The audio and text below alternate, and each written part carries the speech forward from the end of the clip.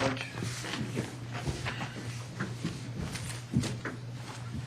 Pledge allegiance to the flag of the United States of America, and to the republic for which it stands, one nation, under God, indivisible, with liberty and justice for all.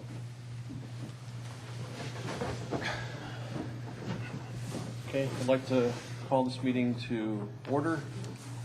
7:07 on September 25th. Assuming since we have an audience, I now need to read this. This is a regular meeting of the City of Milton Planning Commission. I'm Paul Moore, Vice Chairperson. This is a 7-member commission appointed by the City of Milton Mayor and City Council, created for the purpose of holding public hearings and making recommendations on rezoning, use permits, concurrent variance applications, comprehensive land use plan and plan map, and other related plans and amendments to the zoning ordinance. I'd like to introduce members of our board. To my left, Commissioner Fred Edwards, Commissioner Gary Burchett, myself, Paul Moore. To my right, Commissioner Chris Doty, Commissioner Mark Bittner. Let the record show that Chairperson George Ragsdale is not here this evening, and neither is Commissioner Joe Kramer. The petitions will be heard in the sequence listed in the posted agenda. I would like to acquaint you with some of the rules and procedures conducted in this meeting. The applicant and all those speaking in support of an application will be allowed a total of 10 minutes to present the petition. The applicant may choose to save some of the time for rebuttal following the presentation of the opposition. The opposition will be allowed a total of 10 minutes to present its position. If time remains, the opposition will be allowed to rebut. Since the burden of proof is upon the applicant will be allowed to make closing remarks provided time remains with the allotted time. The staff of the Community Development Department will be keeping track of time and will inform you periodically of the remaining time for your presentation. Each speaker must fill out a speaker card before speaking and leave it with a staff member of the Community Development Department. All speakers will then identify themselves by name, address, and organization, and if applicable, before beginning their presentation. When an opponent of a rezoning action is made within 2 years immediately preceding the filing of the rezoning action being opposed, campaign contributions aggregating $250 or more to a local government official, the local government which will consider the application, it shall be the duty of the opponent to file a disclosure with the governing authority of the respective local government at least 5 days prior to the Planning Commission meeting. A violation of the relevant state statute constitutes a misdemeanor. Therefore, if you have contributed $250 or more to a council member and you have not filed a disclosure prior to the Planning Commission meeting, the city attorney strongly suggests that you have someone else speak for your point of view. Each application has been properly filed with the Department of Community Development. Signs have been posted on each site.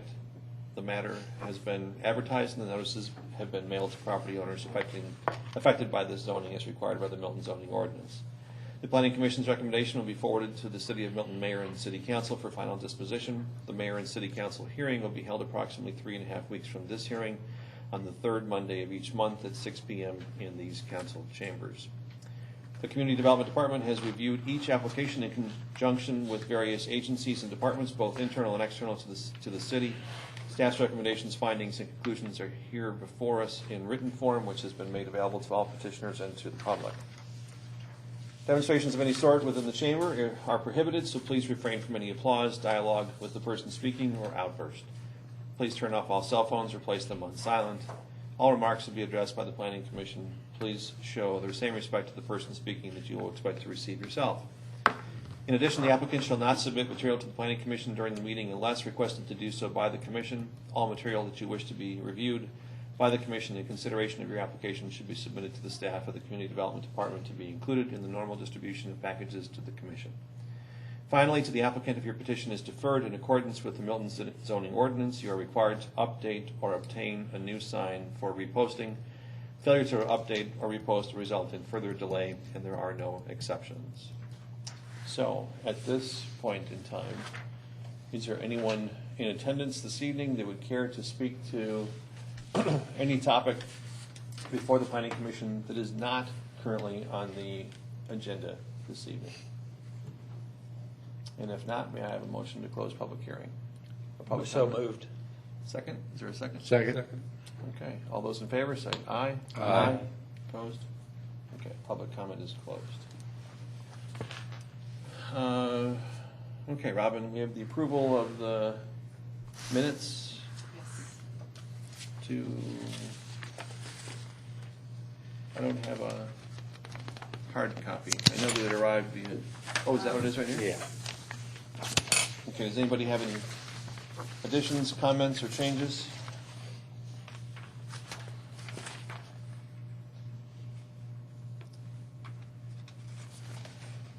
Okay, hearing none, may I have a motion to accept the minutes? I move we accept the minutes of the Tuesday, July 24th Planning Commission meeting. Is there a second? I'll second that. Okay, all those in, or any discussion? All those in favor signify by saying aye. Aye. Opposed? Okay, minutes are approved.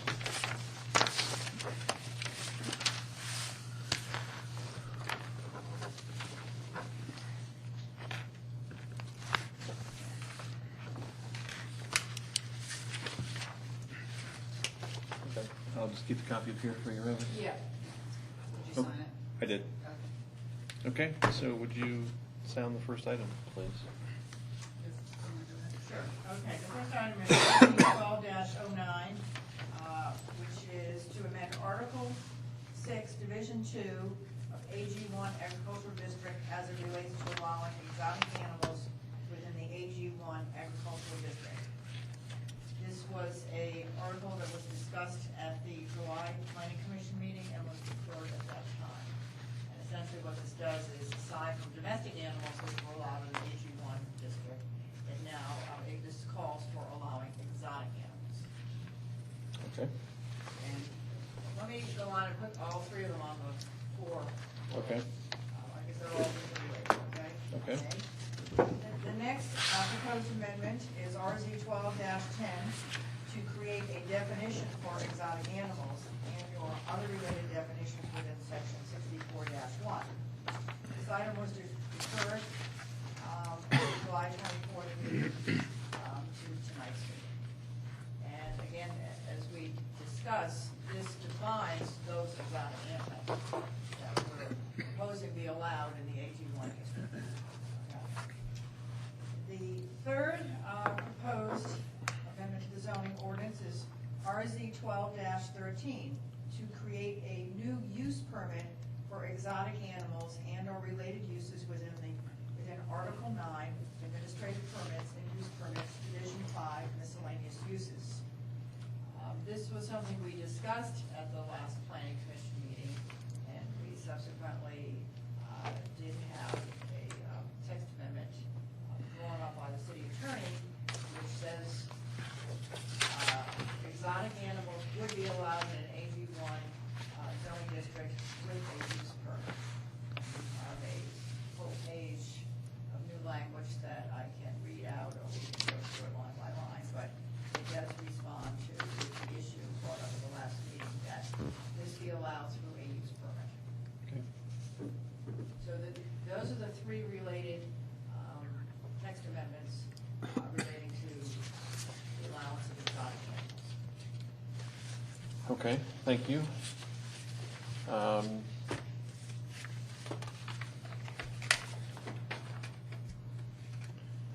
Yeah, I went through this afternoon, and I don't see any way to tackle it without going line by line. I know that we find that to be a pretty significant time investment, but I think because of it is a bit unusual. Absolutely. Did you want to start at the beginning with the first one and work through all three of them? Yeah, and I think that's the appropriate way to go. Okay. Anybody take any exception to that for any reason? Okay. Okay, if we could look at the first one, that's titled at the top of the first attachment, it's Division 2 Agricultural District at the top. And you'll see about halfway down, there is a change under use regulations, under permitted uses, under subsection 2, it reads, currently, agricultural, general, and specialized farming, including horticulture, plant nursery, greenhouse, dairy farming, livestock raising, and poultry raising. The amendment would add the following language to that section. And certain exotic or wild animal uses as set forth in section 64-1838 in conjunction with the issuance of a use permit. And then it would go on to say, it is currently written, provided, however, that buildings used for housing animals must be at least 100 feet from all property lines. Okay. And Kathy, was that language produced by city attorney? Yes, and I believe did we make the modification to include wild animals? Correct, based on some research that the state, that's how they refer to exotic animals as wild animals, so seeing it as interchangeable. So Yeah, is- that language So was it's not- interchangeable. Yes, so Okay. we included wild. That's great. Okay, because that was one of the questions that George Yeah. brought up. But the reason I asked the question was, is it intended to say,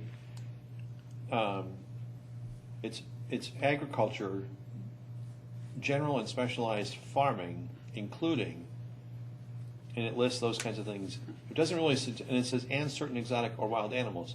Is that general and specialized farming? I don't quite understand how the language links with the way that's written with the and right there.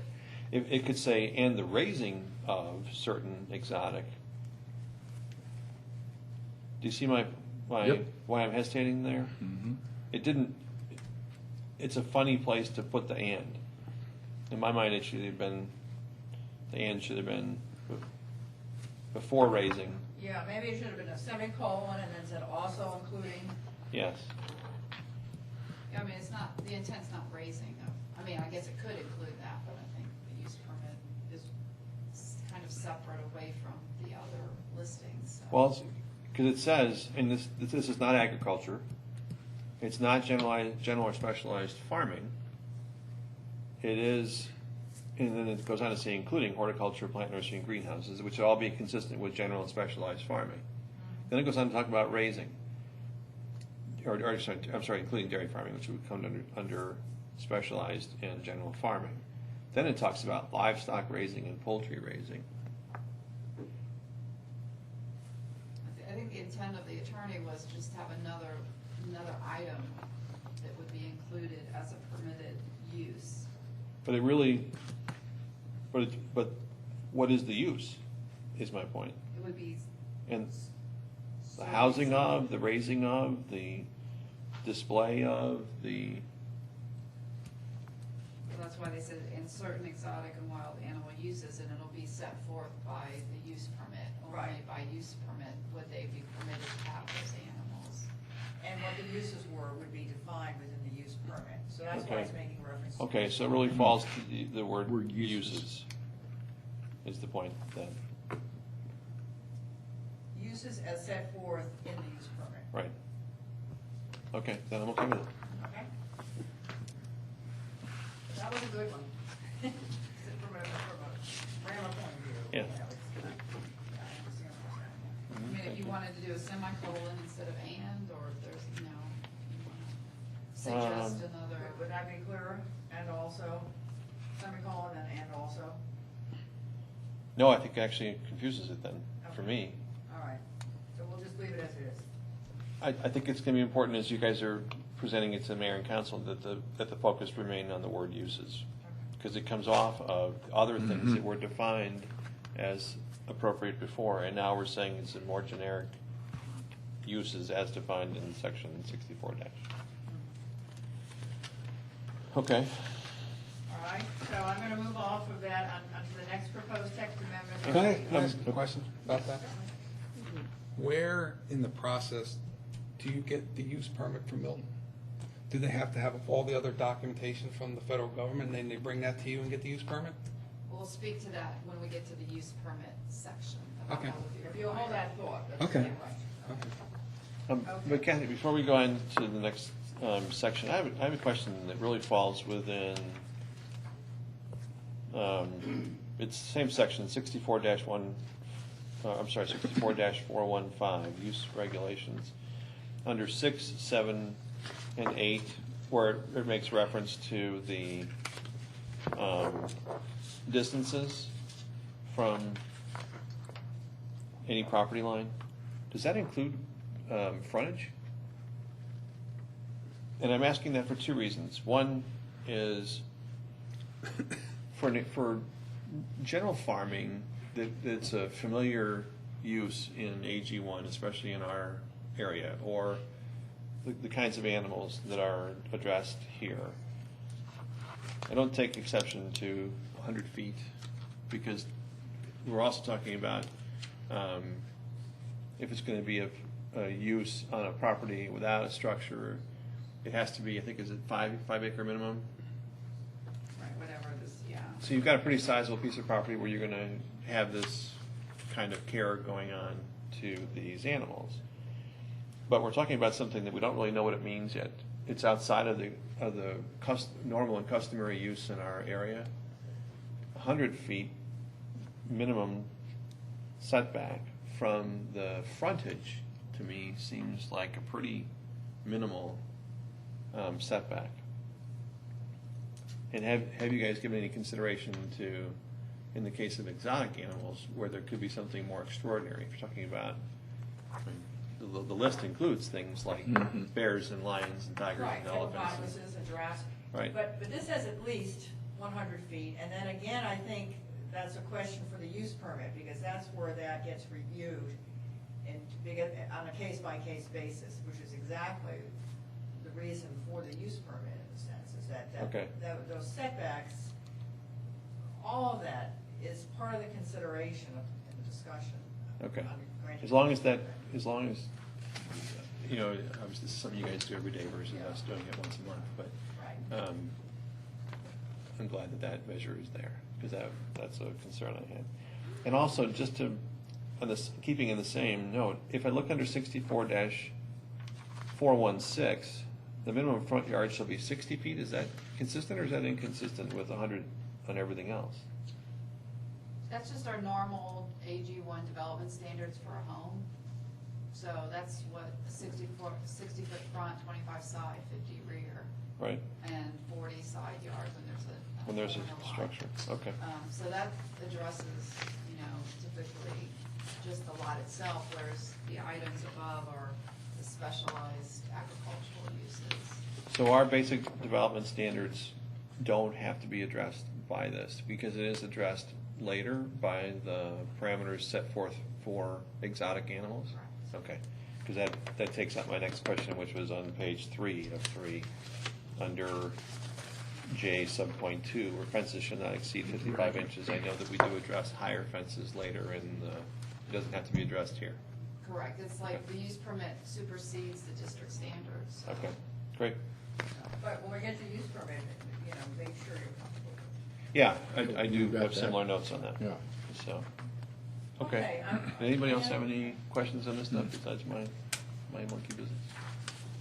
No So pun intended. changes on that, Hmm. basically, right. No. Okay, Nope, I'll just move clarification. on to RZ 12-10, which creates the definition for exotic animals.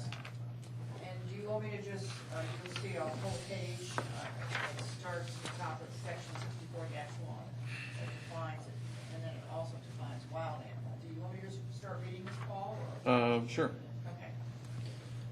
Exotic animal means any animal that is not normally domesticated in the United States or is wild by nature. Exotic animals include but are not limited to any of the following orders and families, whether bred in the wild or captivity, and also any of their hybrids with domestic species. The animals listed in parentheses are intended to act as examples and are not to be construed as an exhaustive list or limit the generality of each group of animals unless otherwise specified. 1, non-human primates and prosimians, and then paren, monkeys, chimpanzees, baboons, end of paren. 2, felidae, in paren, lions, tigers, bobcats, lynx, cougars, leopards, jaguars, and not domesticated cats, end of paren. And, Kathy, to interrupt for a second. The intent of this is strictly for the definition of what an exotic animal is. Correct. At this point, it doesn't necessarily suggest that we will allow any and or all of these Right, things. this just defines an exotic animal. Okay. Right. Thank you. Kathy, Yes. is there a reason we put in not domesticated cats? Because to me, that opens it up for someone that can say, well, any of these may be domesticated. People who have raised them from when they were a kitten could call them domesticated cats. I just don't see the point of having not domesticated cats there. Well, we can do, these are just examples, if Yeah. you feel more comfortable just taking out. Yeah.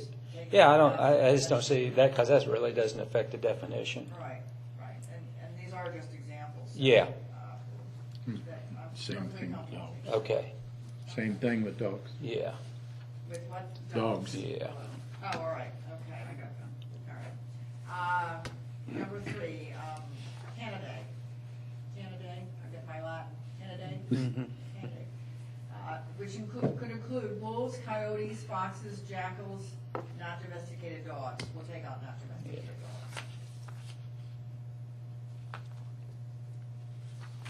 dogs. 4, Ursidae, all bears. 5, Reptilia, all venomous snakes, all constricting snakes. 6, Crocodilia, alligators, crocodiles. 7, Proboscidae. This is a good test for you. There we go. We're gonna ask you to go back and I spell really them. should have practiced this. We're gonna ask you to go back and spell them later. Yeah. 8, Hyenidae, hyenas. 9, Artiodactyla, which could be hippopotamuses, giraffes, camels, not cattle or swine or sheep or goats. 10, Procinoe. You close We're not enough. gonna hold you to it, Kathy. Procinoidae, Okay. Raccoons and coatis. 11, Marsupialidae, kangaroos, opossums. 12, Perissodactylia, rhinoceroses, tapirs, not horses or donkeys or mules. 13, Edentata, in which could include anteaters, sloths, armadillos. And 14, Viverridae, Right. mongooses, civets, and genets. Okay. And then, the last paragraph says, wild animal means any animal which is not wildlife and is not normally a domestic species in this state. This term specifically includes any hybrid or cross between any combination of a wild animal, wildlife, and a domestic animal. Offspring from such subsequent generations of such crosses or hybrids are wild animals. Okay. And did you guys both have the benefit of George's notes on this? She didn't, no, I didn't. Okay. So Um, you can share it. Sure. George suggests that under this section 64-1, the definition of wild animal includes in it that it is not wildlife. His question is, where is wildlife defined? Unless this term is defined somewhere, the definition of wild animal is not distinguishable from the definition of exotic animal. Also, what does wild by nature mean in the definition of exotic animal? Is this necessary or additive? So, if we've not defined wildlife, which is saying wild animal means anything, any animal which is not wildlife, and we haven't defined wildlife, I guess is George's point. I can't argue his point, but I can just read it into the record for us to discuss. I don't have the, in one of the DNR handouts, there should be a definition of wildlife. So I mean, I kept it open as far as the advertising, to do any related definitions, so that if it's to y'all's prerogative, to include that or not include it, or how to handle it, it's still. Well, it does, the second of the two in the deck that you provided to me, it's under, it's number 77 on page 2. It's the one that's called Wild Animal License Applications, or applicants, special use permit. If you go to 77, it does say wildlife means any vertebrate or invertebrate animal life indigenous to the state, or any species introduced or specified by the board. It includes fish, except domestic fish, produced by aquaculturists registered under Code Section 27-4-255, mammals, birds, fish, amphibians, reptiles, crustaceans, and mollusks. or any part thereof. I don't know that wildlife in that context is contemplating exotic animals. But it does give us a start, at least on the definition of wildlife. Wild animals. You know, and since, George, all of this says, like, you know, all the Department of Natural Resources calls it wildlife resources.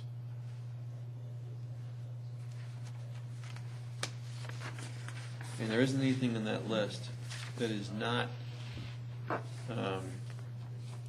likely to be considered an animal or wildlife from within our state. So if it says, and is not normally a domestic species in this state, wildlife as defined here are things that we would find in the state. So that may be sufficient to George. I wonder if he had the chance to, I don't know if he got the physical package to read it, because I did not send it as. oh, yeah, we didn't get it as an electronic. Yeah. So he may not have had the benefit of that. Okay. I mean, talking through George's point, I would think that probably should satisfy it. We can include that definition. It wouldn't hurt. I mean, the wild, Yeah, it's the DNR. the wildlife. Right, yes, because we have the wild animal. And, Paul. uh-huh. And it wouldn't have, and I think it would help to put them in quotes too. So wild animals should be in quotes and wildlife should be in quotes, so that the job is a reference to perhaps to a definition. Well, it's the italics, and that's how it is set up in the zoning ordinance. Oh, okay, that's how, so we and need to then- do the same with wildlife. Right, we would do Okay. wildlife, yes. So we'll italicize wildlife, so that will imply that there's a definition somewhere. Yeah, it's just the way they set it up. Okay. Matt, one second. Yeah. And to George's second point about, or is wild by nature, is 64-1 drawn from another definition, or we've looked at it? We've looked at it, yeah, from another jurisdiction. So do we know if George is asking for a definition of wild by nature, is there a wild by nature definition? I haven't run into one, but. I mean, Fred's wild by nature. Okay. Fred Edwards. Yeah, right. Come. So I'm not sure we can answer that part of George's question. I think it's more legalese, just to leave it broader to protect us. Okay. Can we invite Yeah. comments? Sure, if they from- want to come up and then, that's fine. Sure. Matt, do you have a comment?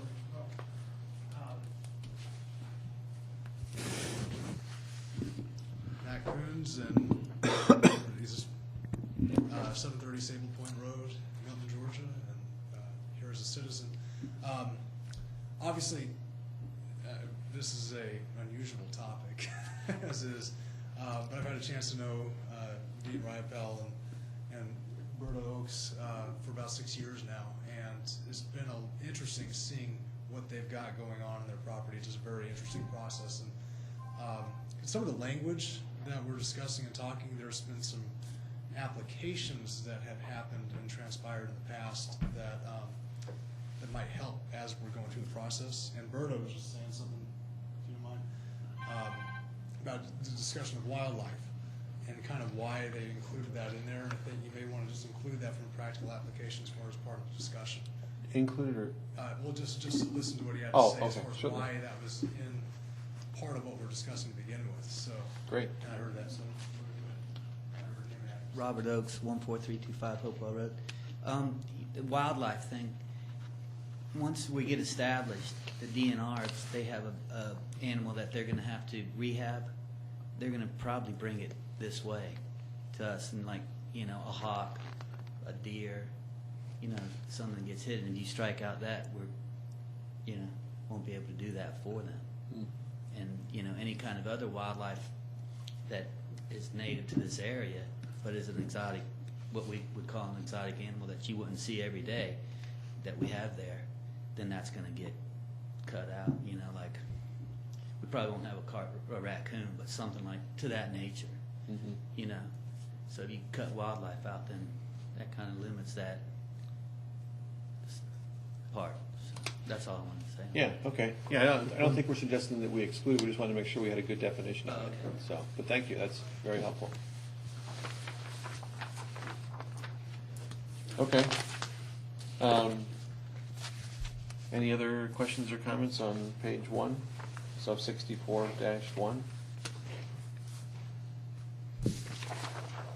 No? Well, can we go back, as far as making a motion, do you want to wait till the end of all the discussions to go back individually to approve them, just in case there's an amendment to something after we start talking about the use permit? You see what I mean? Yeah. Making a motion for each item. Do you want to wait at the end? I just want to make sure we get a motion for each item individually when you're ready to do that. Yeah, I think I'd like to wait, Robin, because I'm not sure where the discussion's gonna go And yet. that's fine. I And it just- may I take don't us wanna back to the forget to do first, that. I don't wanna have adopted something without the opportunity to go back if we, Right. if this, if the And I'm conversation. totally fine with that. I just don't want to forget that we're going to make a motion Yeah. for each item. Okay. Point, we'll take it.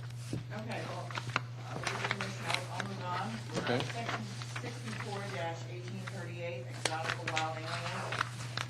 And I'll read as follows. Pursuant to this section, exhibition or display of exotic or wild animals solely for education purposes, or keeping or maintaining exotic or wild animals pursuant to a valid current state-issued wild animal license or wildlife exhibit permit shall be allowed only with a use permit issued in compliance with the development standards set forth in this section specifically, and pursuant to the zoning ordinance generally.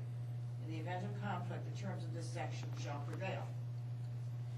Subsection 1 requirements. A. Should we address stuff as we go, or do you wanna go all the way Yeah, sure. through? And I'm sorry, I didn't catch the gentleman's name. What was your? Robert. Thank you, Robert. So in the opening line of this section, it really doesn't, if I'm reading this, It does not include. doesn't allow the rehabilitation. Rehabilitation. And if that's what you all prefer, and if that's a possibility of happening, then I'm fine with including it. It just, that's fine. I think, I mean, if that's a likely scenario, I don't know why we would want to exclude it right off that's the bat. fine. I'm Dean Rydell, I'm Robert's partner, I'm at 14325 Hopewell Road. We haven't got exactly rehabilitation yet, but I'll give you an example of last week. We did get something called a rescue. Now, this wasn't a rescue capuchin that was abused. This was a rescue that the mother called the veterinarian that we used. He called me. She has a daughter that, in her words, married a bum that won't work, and she's 9 months pregnant, and she says, I know what I'm going to be doing the next 18 years. So she was looking for what she considered the best house, the best home in the world, and he said, bring it to us. So we adopted him last week, too. This one wasn't harmed or anything. And what was the animal? It was a black and white capuchin. He's 6 years old. Is that a dog? It's a primate. Oh, primate. A monkey. Okay. Like a Morgan Ryan monkey? Oh, yeah. Yeah, Okay. those. We've got about a dozen of those, yeah. Okay. Not the politically correct. Yeah. But what he's saying could happen, it hasn't happened yet, that some herd has Right. come to us, but I mean, this one wasn't herd, but it was what's called a rescue. Right. Okay, Didn't I- thank you. Yeah. I know that there was an initial intent, because I think the request was for the, educational purposes. Right. But if there's. Rehabilitation.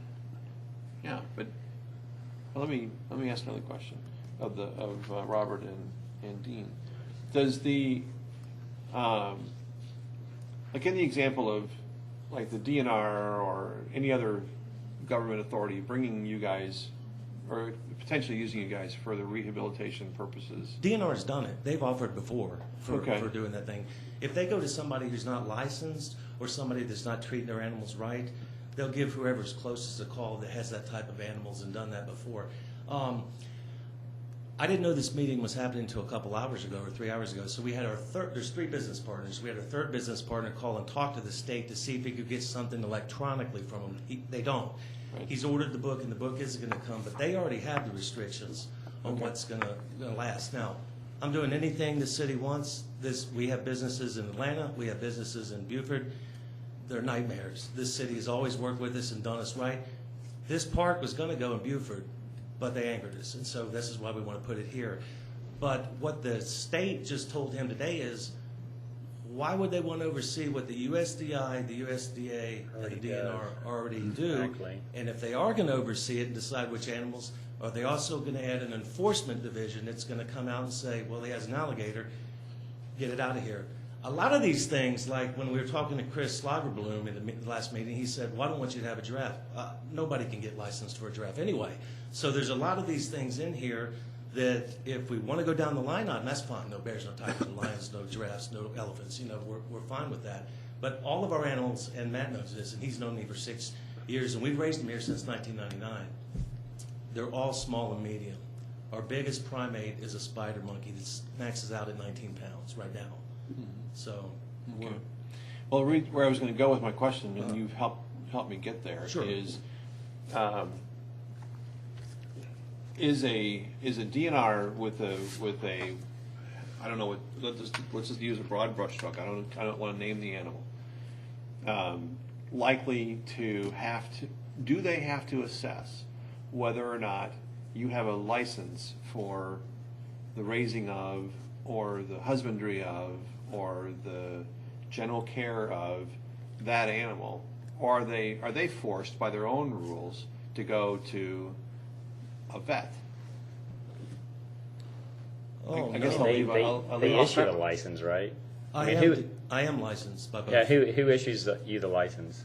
The state down in Social Circle, yeah. Yeah, DNR does. Georgia And Department are of the Natural state Resources. requirements for your license things like you have to demonstrate a certain education with the handling of these Yeah. animals and the care of? It's not hard. The hardest part of it, and I'm glad it's hard, is the caging requirements. They come out and inspect those and make sure they're safe and make sure animals can't get to them and make sure they can't get out of their cage and et cetera. Okay. So, yeah, there is an educational process to it. Yeah, this is Yeah, so. and is the city of Milton going to start doing that?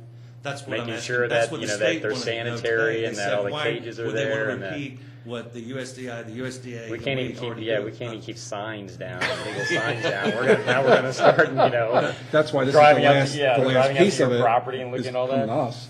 To give you an idea about the DNR, I can't even obtain an animal, any animal, until they modify my license, and it's on the wall. If they come out and and they've done this to other people before, not to us, but if they come out and there's an animal that you have that's within their jurisdiction, they'll take it away. Now, 10 years ago or 12 years ago, they did have some loopholes. For example, I'll give you a real quick short story. Wolves are outlawed, but a woman thought she was smart and mixed breed some dogs with wolves and kept the hybrids. They begged her and begged her and begged her to get rid of them. They had no jurisdiction at that time because there was that loophole. They killed her. The animals killed her. So now they've closed that loophole and got rid of those animals too. It's like a savanna cat. A savanna is like a serval and a house cat mixed. They really can't control those. So people are selling them across state lines and et cetera now. So I think to answer the question about what the state's question is, no, we're not gonna become the enforcement, we're just trying to deal with the land use issue Correct, of allowing it. And that the reason why in the use permit, we talk about you need, or anybody who applies for it needs to get the appropriate licensure from the state and the feds, whoever needs, whichever applies. That's And that's accurate. all we want. We're not gonna start the enforcement. We just wanna make sure that you have the appropriate licenses. They're on my home office wall. So Yeah, it's almost not as much about protecting you as it is protecting those around you, or the way the land use stuff goes. Oh, sure. So, Sure. because it sounds like you're pretty heavily regulated by other. We've done this, we're going on 19 years that we've been raising them since '99 at the same location. So, Okay, great. Dean, just a quick question, and this is kind of a loaded question, but what was the issues with the other jurisdictions that caused you to not put the park there? I can't even finish a question with the city of Beaufort before the word no comes out. I will never build, I own a shopping center up there, and I'll never build another business up there. And we own 2 more commercial pieces of property that we intend to develop or not. The answer is no, no matter what. You know, they changed the law without telling us to move your hand sinks to a cash register from 12 feet to 6 feet, came out on a Friday. Ours weren't changed because they didn't alert us of the law and tried to shut the place down. That's Buford. So we're just, I mean, they're worse than Atlanta.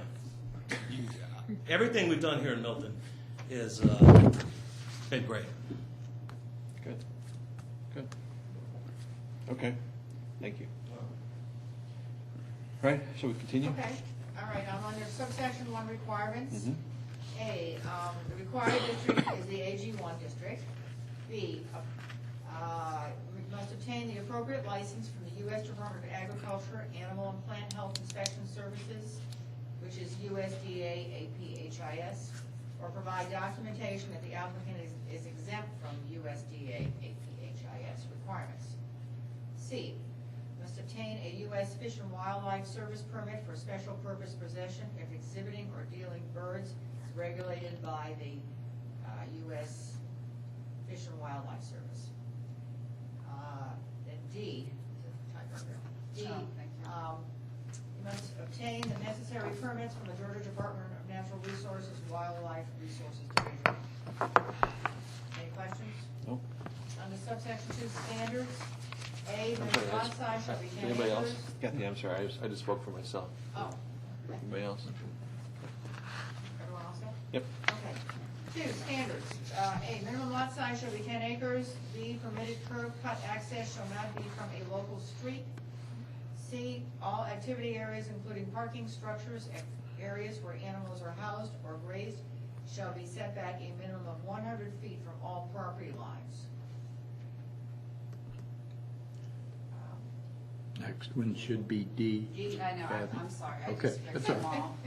It's okay. A maximum continuous sound level of 60 dBAs and a maximum peak sound level of 75 dBAs shall not be exceeded at property lines of adjacent residential districts or AG1 districts used for single-family dwellings.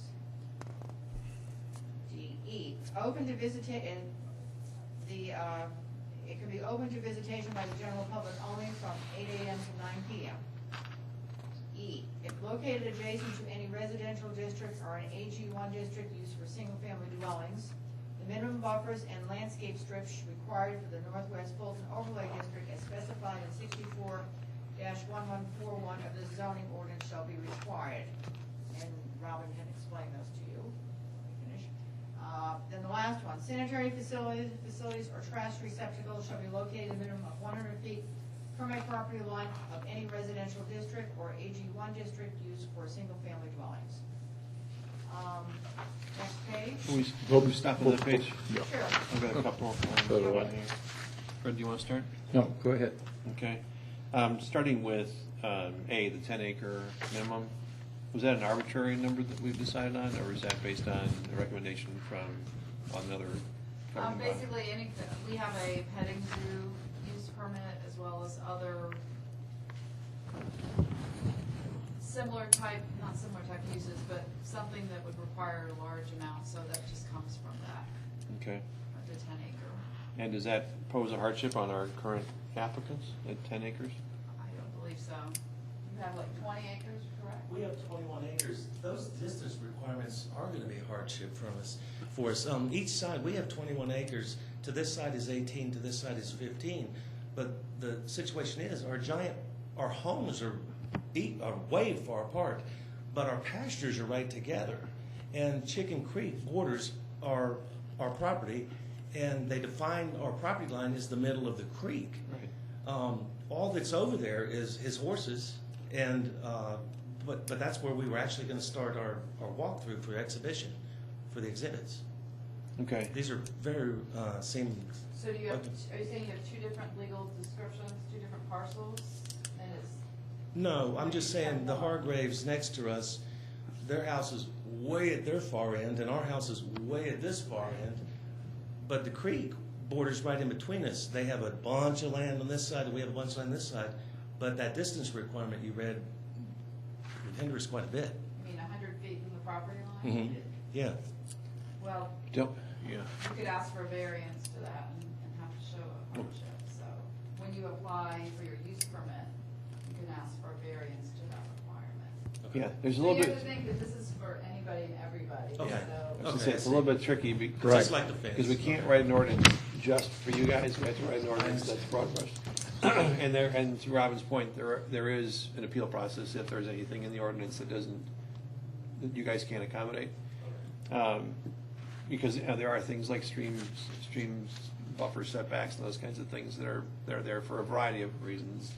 Sometimes it's for the protection of what's in the stream, for that matter, the wildlife could be, we've encountered endangered species that are in our streams and creeks here too. So all those things have to be taken into consideration. But so I'm fine with the 10 acres. I wanted to make sure we didn't accommodate, or we didn't restrict these guys on that. It sounds like we're okay. Then on what is the new E, what was H, the business hours to 9 PM, again, is that an arbitrary number, or is that something that was written for a specific reason there? I mean, I think just gives flexibility, I mean, that's just the parameter, so, Okay. at first I had it in a different way that the attorney suggested that the way I had it previously wouldn't allow the workers to work, so this is just dealing with visitation. 7 days a week? We don't define that, so we can do that and define it more specifically, so. Well, let's address the time part first before we address the days. The reason I was asking about the 8 AM to 9 PM is we do have noise ordinances, for example, that are in place from 7:30 AM to 7:30 PM. And the fact that this is Ag 1, not commercial, not industrial, I would suggest that maybe we consider going to what are the standard noise ordinance parameters, which is 7:30 to 7:30. That's fine. Unless there's any reason we should. No, I would go outside think that. you wouldn't be able to have an exhibit after dark at any point in time, correct? Yeah, okay. Half a life? That way it's consistent with the noise ordinance as well. And did you want Robin to talk about what the minimum buffer and landscape strips are? Well, let's finish the idea about the days of the week first, Oh, sorry. before we do that. Fred, did you have, you brought that up? No. I just didn't know if that Mark- would be fine or just open to 7 days a week or. Yeah, I mean, I don't, Is there any reason we would need to define it to which days of the week? I can't think of No, any if they reason. want to make it 5, I mean, I don't think, but If they don't want to have a life, then they Yeah. can do it 7 days a week. Monday, Wednesday, Friday. I think until we encounter some sort of issue that we haven't thought about, I wouldn't see any reason to restrict it. No. and I think when you go and review a use permit, and if there's some circumstance, you could always make a condition to a specific days Right. of the week if you want to, when you review the use permit, if it comes about. Okay. So Kathy, back to your question about the setbacks? Yeah, if you want Robin to explain, because we make reference to the Northwest Overlay District. So basically that, the requirement is for anything more than 4 acres, you'd be required to do a 75-foot undisturbed visual buffer with a 10-foot improvement setback. So a total of 85 feet, 75 of which would have to be screened visual buffer adjacent to the interior property lines, obviously not along the right of way. So it's just basically consistent with all other non-residential uses in the Northwest, so. I think if it's consistent to start, we're starting in a good place. And if there are reasons that it should be, an exemption to that can be a part of the applicant's application during their permit process. Anybody have any other feelings about that? Okay, all right, should we move on to page 2? One point on the, I guess it's the same situation in any of the others we've talked about. The monitoring of this, for instance, the sound, I mean, It's really difficult to do, I mean. That's what I You have mean. to have the DVA little monitor, and I think only the police department has that. So it's, unless there's a complaint, and it is fairly difficult to even prove the DVA, but it's in there for. So- do you have any problem, I mean, sound-wise, hyena, I guess, you, No, the loudest animal that we've had for 7 years, it's the red-ruffed lemur. They're known as being really loud. I don't think any neighbor can hear them, okay. because we've got them right in the middle of our property. And they don't do it in the middle of the night or something like that. No, it's late at night, so. Okay. Okay. Okay. Anything else on page 1? Okay, page 2. Okay, the H, reads, a minimum 6-foot high fence is required along interior property lines. Visible from a public right-of-way, it shall be a 4 or 5 board equestrian style fence with non-climbable material. I, applicant shall inform the Director of Community Development in writing of the number and types of animals to be housed on the property, on the subject property, and any changes thereto. And then lastly, compliance with all requirements established by the Georgia Game and Fish Code, OCGA section 27-5-1, that's secretary, related to wild animals and all rules and regulations adopted pursuant to the authority granted pursuant to OCGA, section 27-1-4. Question. Sure. Fence. Yep. What?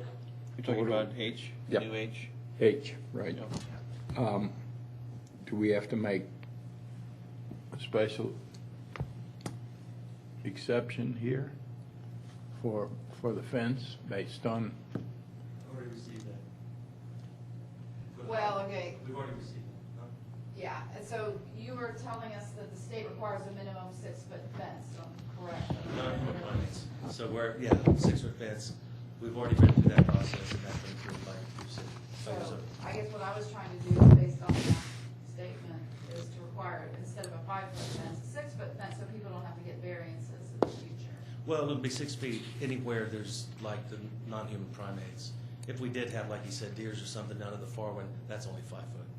So this requirement is that a 6-foot high fence is run along interior property lines. So around your are you okay with that, to have a fence around all your interior property lines? There's a lot I of mean, is fencing. that- We already did. 21 Right, acre I'm just saying, property. making sure that that's an appropriate request, even if somebody else. Linear feet. Do something. That's what's ridiculous. Okay. Yeah. Maybe a hurdle for the future. Yeah, so to we're keep all, them from we're okay applying. on that then? 6 feet? Yep. Okay. Actually, you know what, I think I need to make an amendment, because they have it along the frontage, so I could say along interior property lines. Because that's what he got a variance already for, is to increase the height from 55 inches to 6 feet. Because our So- normal fence height is 55 inches. Okay, so Robin, I'm Go sorry. ahead. What are you saying now as far as changing Well, that because to? we get confused about do we mean all property lines in the sense including the right of way? So we could Right. say, and along the right of way. I just want to be more specific, because we are Okay. already having that issue with the pools, so. I know, I got that question too. Okay. So are you okay with all along so I can't speak, required along interior property lines and Frontages. frontages? Because it's probably not gonna be a private road, but I'm okay with if you're okay with frontages, or do you want right of way? Oh, I think and frontages is probably more inclusive. Okay. But I'm just trying to think about what that visually looks like. So if it's along a frontage, what I said in the second sentence is, it shall be visible from the public right of way, it shall be a 4 or 5 board equestrian style fence. So we don't want an opaque fence along the frontage. Right. So, And with non-climbable material, do we have a definition for non-climbable material? I mean, it's the hog wire. But do we define it? We probably need to, don't we? I mean, we know it when we see it. Yeah. Yes, yes. Yeah, but I mean, I mean, I have some wording somewhere for let me find the hog. It's like, Yeah, because it could it be describes it okay. more specifically. defined. I'm gonna put Robin to add. Yeah, because we have another place that we use it in Highway 9 for the We've had that come up on the water retention Exactly, ponds. the detention ponds, yes. So I'll put what it is for the detention ponds. Okay, that's fine. That'd be Yeah. great. Let me make sure I don't miss any of George's.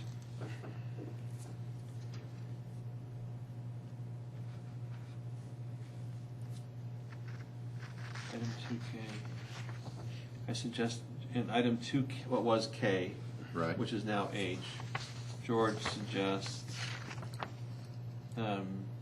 the word all be added between along and interior. Okay, that's fine. If you want it. I think that's a good add.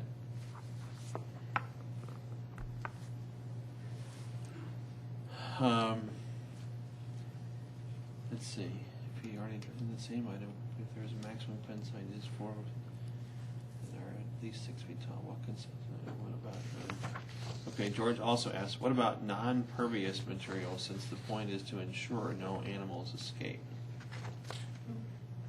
Non-pervious? I think he's talking about not just non-climbable, but also non-pervious.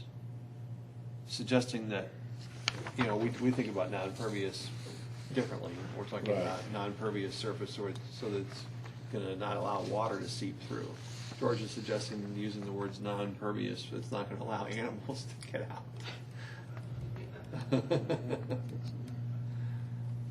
I guess you can ask them about What, what they think. what would you call? I I mean, I know you didn't unfortunately, ask one of the the benefit of question. George here Yeah. to make sure, you know, he's a brilliant man, so we Again, the state inspects all the cages that the animals will be in. Mostly we put them in black chain link, and it's 11 gauge for the monkeys, and anything that gets stronger, which I have a couple things that are 9 gauge prison wire.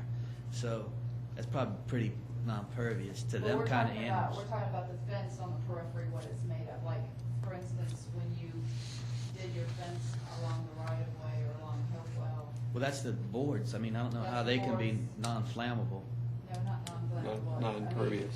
Non-flammable. I thought that to help keep They the just jump right animals over. in or other animals out, that you could, like Perimeter a, fences, the perimeter fences required by the USDA are not to keep our animals in, because they're in cages. It's to Right. keep raccoons and skunks and that sort of. right. So, no do you matter- have like any, like hog wire or anything along that? Yeah. And that's what we're trying to talk Oh, about. Is that's that it. sufficient enough? Is the hog wire Yeah, no, sufficient more- enough? Yeah, Some it's people- 2 foot by 2 inch by 4 inch horse wire It's the same we're using on the, everywhere. on the water retention. Yeah. Yeah. So, okay, we're all on the Okay, same page. so George is suggesting we include that. I think that's not a bad And add. then, and that's what I am going to include, Okay, is to say that, to describe it more than just non-climbable, but call it out as what is described as the detention, Okay. Or which is retention. basically the same thing.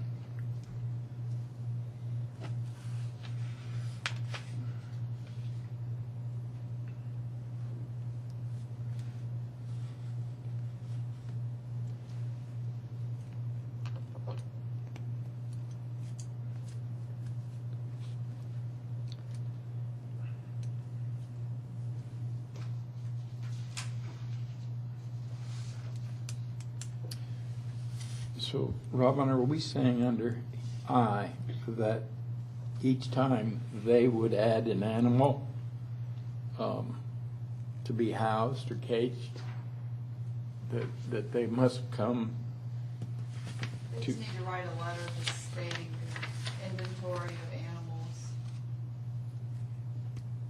okay, So so, we can keep track, I mean, obviously. No, we that's have- what I'm saying. you know, So- Mr. Rydell has good intentions and he's done it for a long time, but if it's some bozo who doesn't know what they're No, doing, we wanna I- know what kind no, of I- animals they have.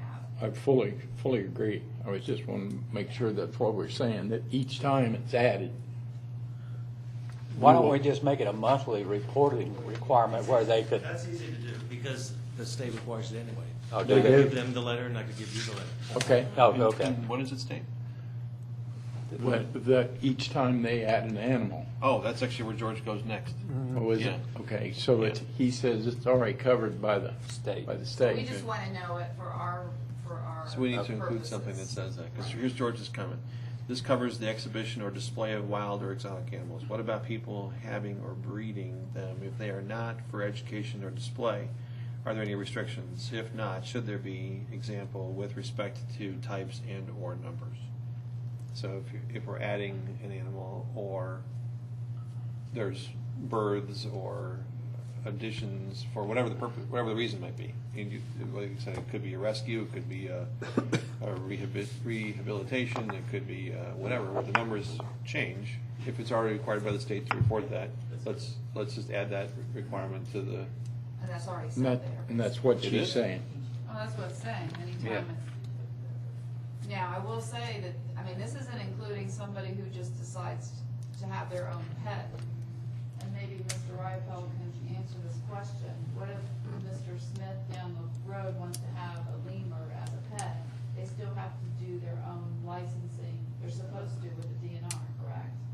And USDA first. USDA is going to USDA first, right, and then to them. and then the DNR, and again, they're going to look hard and long at those cages. That's the main And so thing. what they're I'm gonna saying, get done. we're not gonna deal with those, we're only dealing with people who rehabilitate, well, possibly rehabilitate and exhibit for educational purposes for the use permit. So, Breeding isn't covered, like I said. so Mr. Smith down the road, if he has this desire to have an exotic animal as a pet, he has to Start deal breeding with all the pythons. regulations of the federal and state. Yes. They'll be up here soon enough. But, See on the news. Okay. Can I add just something to I? Would it be possible if we got, let's say, a monthly report to maybe forward that to like the police or public safety? It's Just not to- a monthly report. He said each time he Well, each has time to he does add it. somebody, yeah. But add a even new like for animal. us to say, like, community development, once a month, send something to the police or something, just the way, if something ever happened, like if a tree fell on a cage, we would have some idea what was in there in the, the middle of the That's night. easy to do. We keep it, I can even, from our inventory, with the click of the mouse, I can tell you their ages and sexes and how long they've been. I was just with us. concerned, like, if no one was around and something happened, Right, what would we do? How would we know what was there? right. You know, We have to do that with the state anyway, Okay. so it's easy to give it to The you state's guys. easy to get a hold of? Well, Like, no, No, Like- the state will modify my license usually within 2 hours if I send a request. Next Wednesday, I'm going down to Florida to pick up 2 DeBrazas, and I'll send a request in maybe tomorrow, and usually within 2 or 3 hours. So it'd be really easy to just modify the inventory I have and send it to you guys. That's not No, but I hard. know, but once we have it, how do we know it's to the right people? In case something ever happened, and we couldn't get a hold of anybody, that we would know what was out there. You know, like a tree falls and something Well, escapes. I- Maybe not so much for even for this He's situation. proposing when he sends out his monthly report, he'll send me a copy. Yeah. And I'll Oh, have it. it's There not isn't- necessarily there isn't a monthly, it's monthly whenever report. I obtain a new animal. Whatever. Yeah.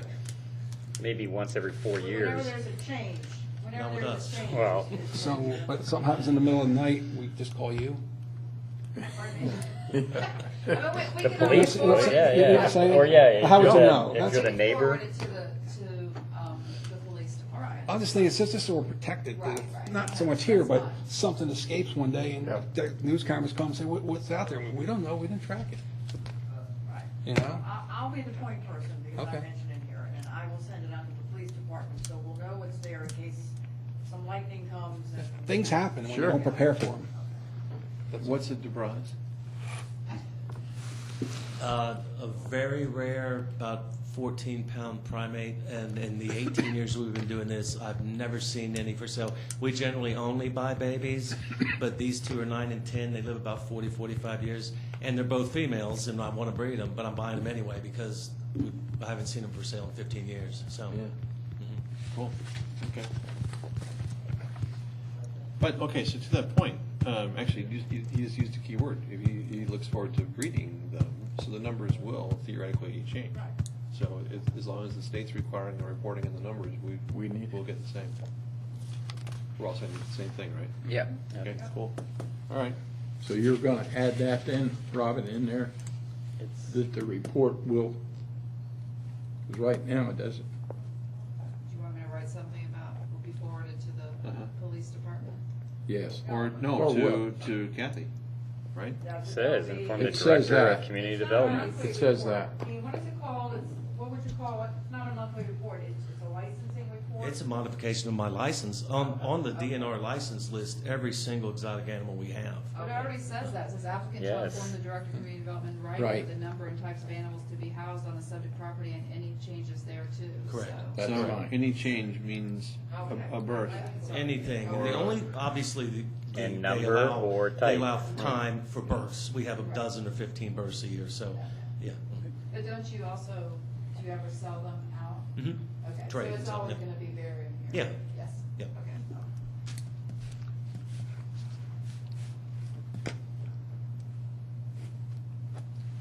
Okay.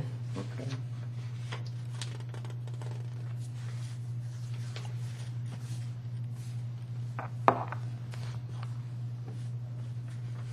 All right. Any other questions on page 2? Cool. Okay, and I think we're good. Let me make sure I've covered all George's.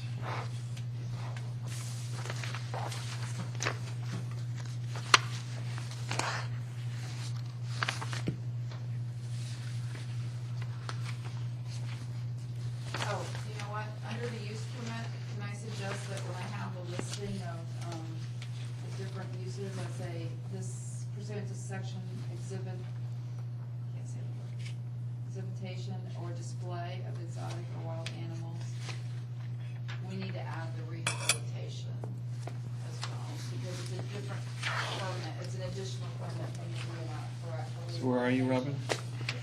Just in the very beginning. I mean, they sent me separate ones, for rehabilitation, wild animals, and then for education.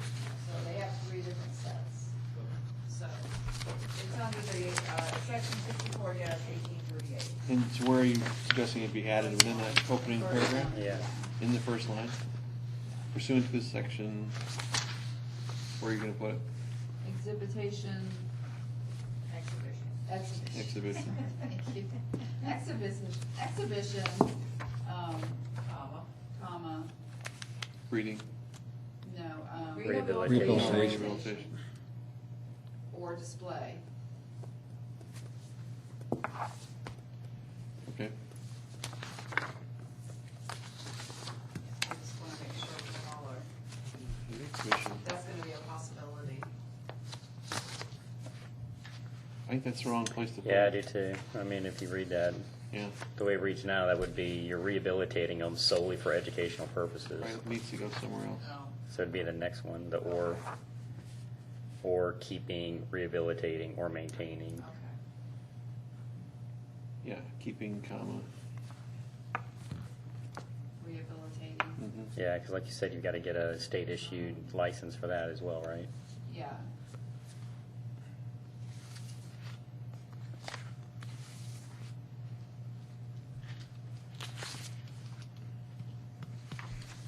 Okay. It goes behind keeping. Got it. Okay?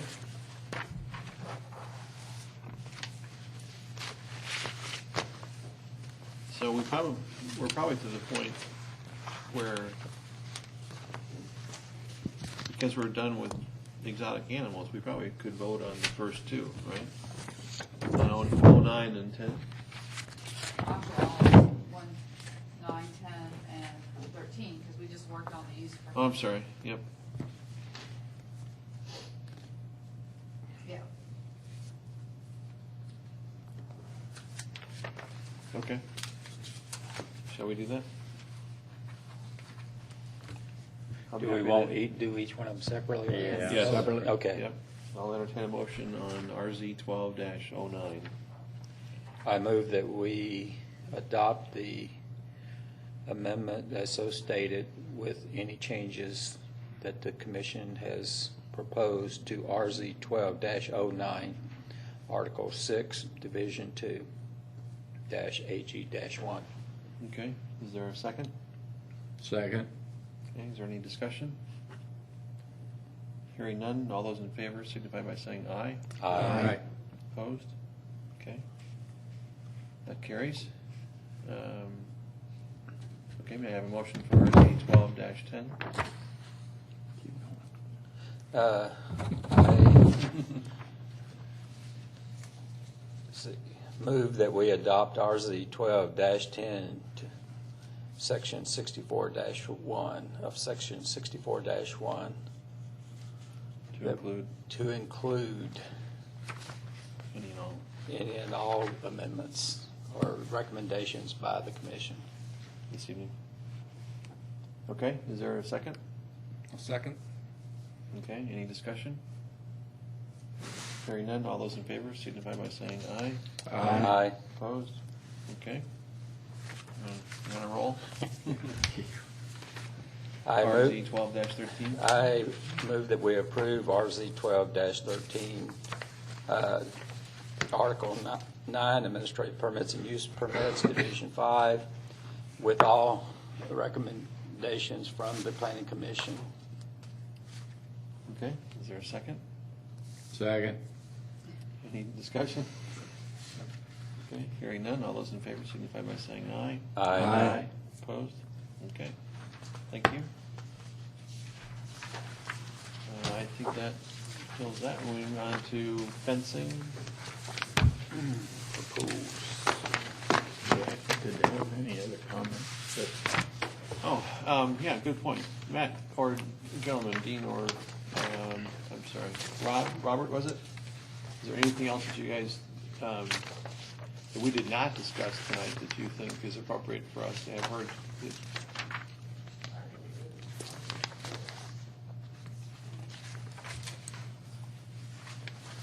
This afternoon, I got a chance to hold a cinnamon capuchin in my hand, 9 weeks old, and I got, I've been to Dean's house for Super Bowl parties and things like that. My wife's been there. If you get a chance, you gotta go. I mean, and I'm sure he shows everybody around. 3 times a week, anybody's got that. People just drive up to take a look at it, and it's an interesting thing to see what goes on there, and that cinnamon capuchin was really neat, from that standpoint. But it's just an example of someone trying to do something good for the community and showing that, and I support it. I just know there's a lot that we got to cover on that, and I just want to say you guys, I think did a great job dissecting it.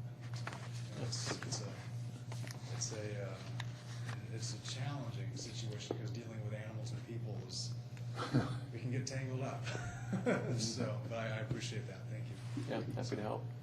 Yeah, thanks, gentlemen. I think you guys bring an interesting element to Milton that's not enjoyed by any of our surrounding communities, and I think it's something that makes Milton just that much more valuable and interesting place to live, so thank you. Okay, next. Very good.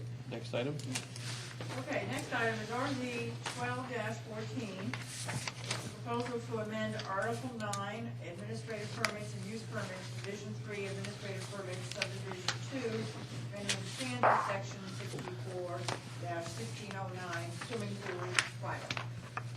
And basically what all this says is that we would like to bring our zoning code into, to be consistent with the International Building Code, which is a building code that we use within the city of Mills, and most communities do as well, as it relates to the minimum height of a pool fence and the requirement of a pool fence, which we're referring to as a barrier, so as to distinguish it between the periphery fence around your property line. So if you think of a pool and the requirement for a fence around the pool as opposed to a fence around your property, that fence around the pool we refer to as barrier. And so we are asking that both the requirement for a barrier fence and the height of that fence be consistent with the building code. And that is reflected on the language in red under 64-1609 swimming pool private, which I guess I can just start reading and then you can comment from. Actually, maybe to be more efficient, does anybody have any exceptions to what's?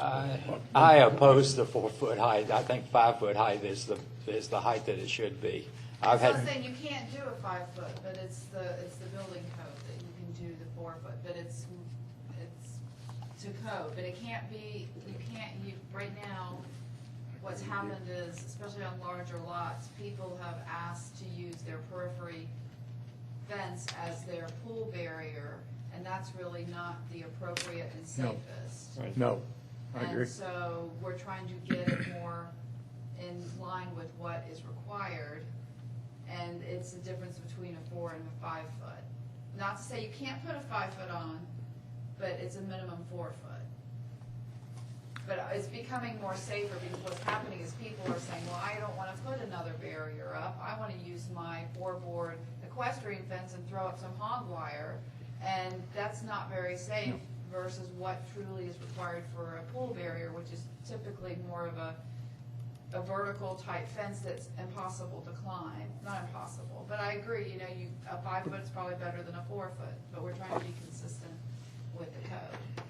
Well, I agree with Grail. Also, in naming the material, I think we should, because you just used 2 examples.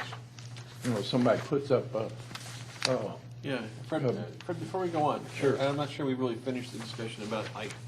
Do you mind if we? No, I wanna that's make fine. sure that I'm we sorry. cover that. I just, I think you bring another important point. I just can see that the 4-foot height fence will not keep out some kids, and I'm just telling you from a safety standpoint. And I've had pools in my, for Yeah. 20 years. Well, I think there's 2 parts to the discussion that Robin's bringing forward, and yours is certainly a part of that. What Robin's saying is we have to introduce something that's consistent with the code that's already out there, but also introduces a requirement that it's something in addition to the perimeter fencing. Is that a correct statement? Okay, you're nodding your head, so great.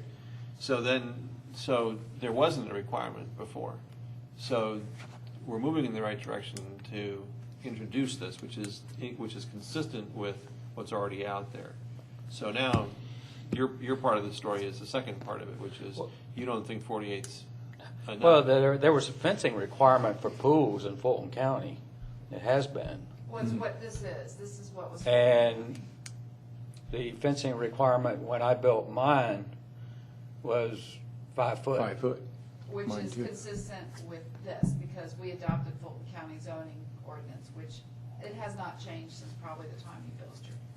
What we're going from a 5 foot to a 4 foot to be consistent with the state building code, which is our building code. So that's one issue.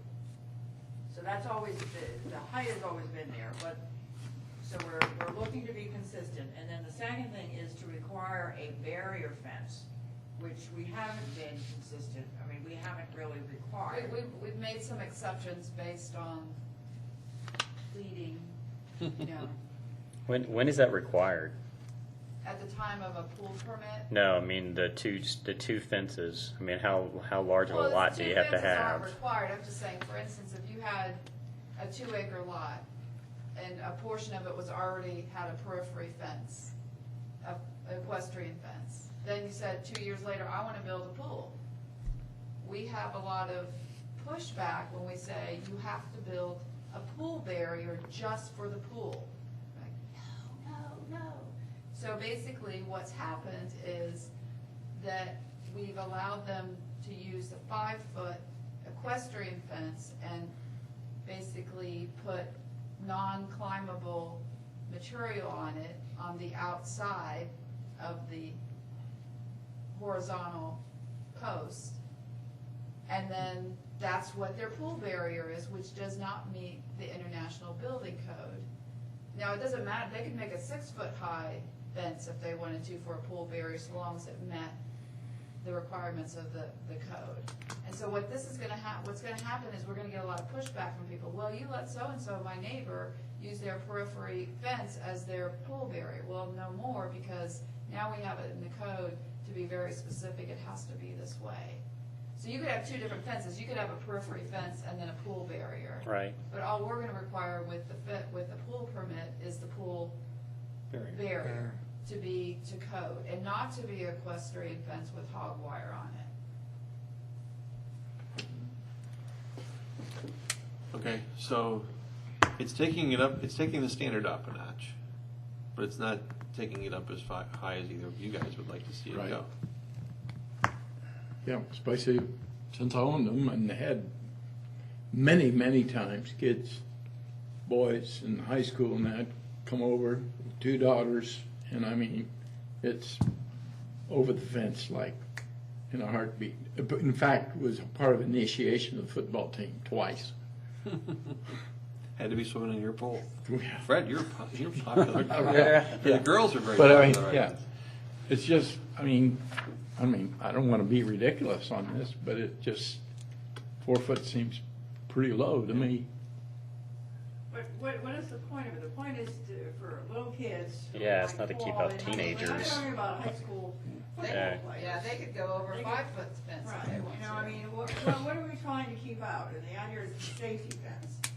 And it's for little kids, toddlers are roaming around. I mean, I don't see this to keep out football players, or, you know what I mean? So I think what is the purpose of it? And then, how much are you gonna over require? If someone's got that periphery fence and you're saying, well, you need a barrier fence, and oh, by the way, it should be 5 feet high, I mean, you know, at what point are you over regulating? So I'm just bringing all this out so you can think about it. And I mean, you know, the applicant, if they feel safer with a 5 foot, then that's fine. They can put a 5 foot or 6 foot. We're not keeping them from doing it. We're just saying the minimum is the 48 inches. Because there's no standard for it today. is what- No, I agree, yeah, no, Well, no. there is a standard. Or for there's every no, foot. there's no requirement But for there's no the requirement interior. For the barrier fence, regardless of what the, Right. you know, Yeah. height is. Okay, well, So it just seemed like the state building code, which revolves, seemed to be the criteria that we should list, and that's what we did. And also, I mean, I did a little bit of research. We're one of the only jurisdictions that require a 5-foot fence, that all the other jurisdictions, Gwinnett, I mean, I'm not saying we do everything what everybody does, but that's a question that's always posed to staff is, well, what does other jurisdictions do? Well, they follow the International Building Code, which requires a 4-foot fence. And so what has happened is you have pool contractors who come from Gwinnett or from Cobb or from Atlanta, and they're like saying, well, you only need a 4-foot fence. And we say, no, you need a 5-foot fence. So again, there's inconsistencies, you know, with even, you know, the pool contractors, and they're getting confused. So this will help alleviate. I mean, the poor building department is constantly fighting with them, saying, no, our code says 5 foot, not 4 foot, like the International Building Code. Now, if the client wants a 5 foot, obviously they're gonna do that, but it's gonna be, you No. know, whatever the No. minimum is, that's what the contractor says. So is an unincorporated Fulton County still have the 5-foot requirement? As far as I know, yes. There is no unincorporated Yes, Fulton there County. is in South Yeah, Fulton, yeah. there is. There's about Alright. 90,000 people in South Yeah. Fulton. How far away from the pool does the fence have to be? I don't know the specifics of that. It might be within the International Building Code. I don't know if there's a maximum that the fence, that's a. I Yeah, know we what it is. we don't specify that in our building code, or Well, I'm saying I don't know the, what it could be. I'd have to look in the building code to see if there's a maximum away. I suspect there Gotcha, isn't, because gotcha. basically the building official said, nobody wants to build this pool barrier on an acre lot because it would be very, very expensive. So I think it would be permitted. well, it doesn't have to be permanent. That's what I've got, a couple of guys I know where they've got holes all in their pool deck, and they put a temporary fence up See, around I it. don't think that's per code though. Well, I mean, Fulton County gave them a, whatever, a permit to build a pool and stuff. Yeah, that was before us. You know, I don't know all the very specifics of it, but Yeah, there's those are also child safety requirements fences. now. It's updated that when you have an entrance from the house into the pool area, you have to have, an alarm, and it can't be your security alarm, it has to be a certain DBA that's very, very loud. A lot of people don't do that. Either they'll do it for the inspections and then undo it Yeah. after the inspection. So there's a lot of, security requirements for the pool. so go back to the discussion about, I think it was Chris's question about, is there a minimum or maximum requirement? I suspect not, because what the building official has told me is that, you know, he would accept a true pool barrier around the whole periphery of a property, but He would nobody's accept willing, you know, Well, we to already pay that have. because it's more expensive. Yeah. Right, so that really doesn't deal with some of the issues that you bumped into. Were you, if I heard you correctly, you're saying that in some instances, the perimeter boundary on somebody's property does not meet the expected requirement now with this fence. Exactly. So if there's not a minimum requirement or a maximum requirement, then they could use the perimeter fencing as their pool buffer. If it meets the Or a pool building area. code with the type of, it has to be vertical, and it has to be, really narrow so you can't squish in, I mean, Right? it's a very That just crude doesn't way make of describing it, but. Well, it sounds the like, whole purpose. yeah, I'm lost here because in one breath, I'm hearing us say, we want to add another barrier to the pool that's, and I'm inserting, another I'm barrier, inserting, a A barrier, I'm yeah. inserting the words, but in addition to what may have been there before, and now I'm hearing you say maybe not. Is that, What do you mean, what had been there before? if, The periphery if their fence? only fencing before was the periphery fencing? Right, so if, let's say if we approve this, or if the council approved this, and somebody comes in for a permit, and they already have a 4-board fence around their acre or whatever, That's gonna be sufficient. no. No. So now we can have the code and say, no, you cannot put hog wire on this 4-board fence and create the barrier.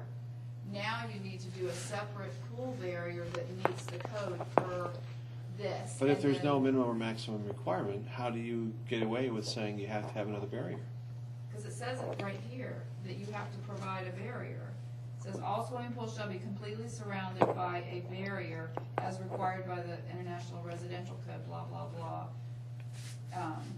The top of the barrier shall be at least 48 inches above grade, measured on the side of the barrier which faces away from the swimming pool to prevent access to the pool by unsupervised children and animals. Right, no, I get that. I'm gonna say to you, yes, I have that barrier. It just happens to be 95 feet away on the perimeter of my yard.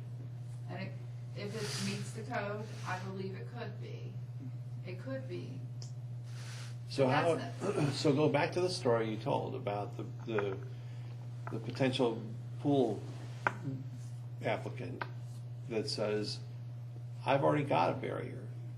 But it's not to code typically. It's a 4-board fence, and in the past, we've allowed them to put chicken wire. So what is a fence to code then? Yeah, I guess that's It what would it is. be- You'd have to look it up in this. Right.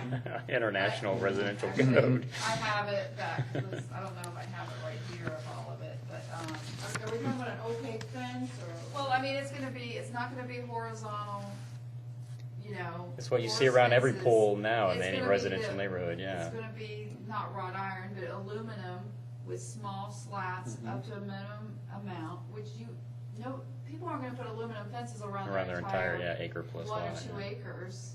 They Oh. probably wouldn't, they could. Some have, yeah. They Yeah. could, as long as you couldn't see it from I mean, right away. and there are some people in my neighborhood who have it just because they wanna keep their dogs in. Right, And and they wanna that's- keep rabbits out from eating all their garden. Correct, So they've used the pool fence that's aluminum, and it's probably at least 4 or 5 feet high. right. And for a portion of it, they've put the chicken wire, which I can't see. My immediate neighbor has that. I'm describing to you what my neighbor has. So they He's have got a a one- vertical aluminum fence and they put chicken wire on the inside of it? Yeah.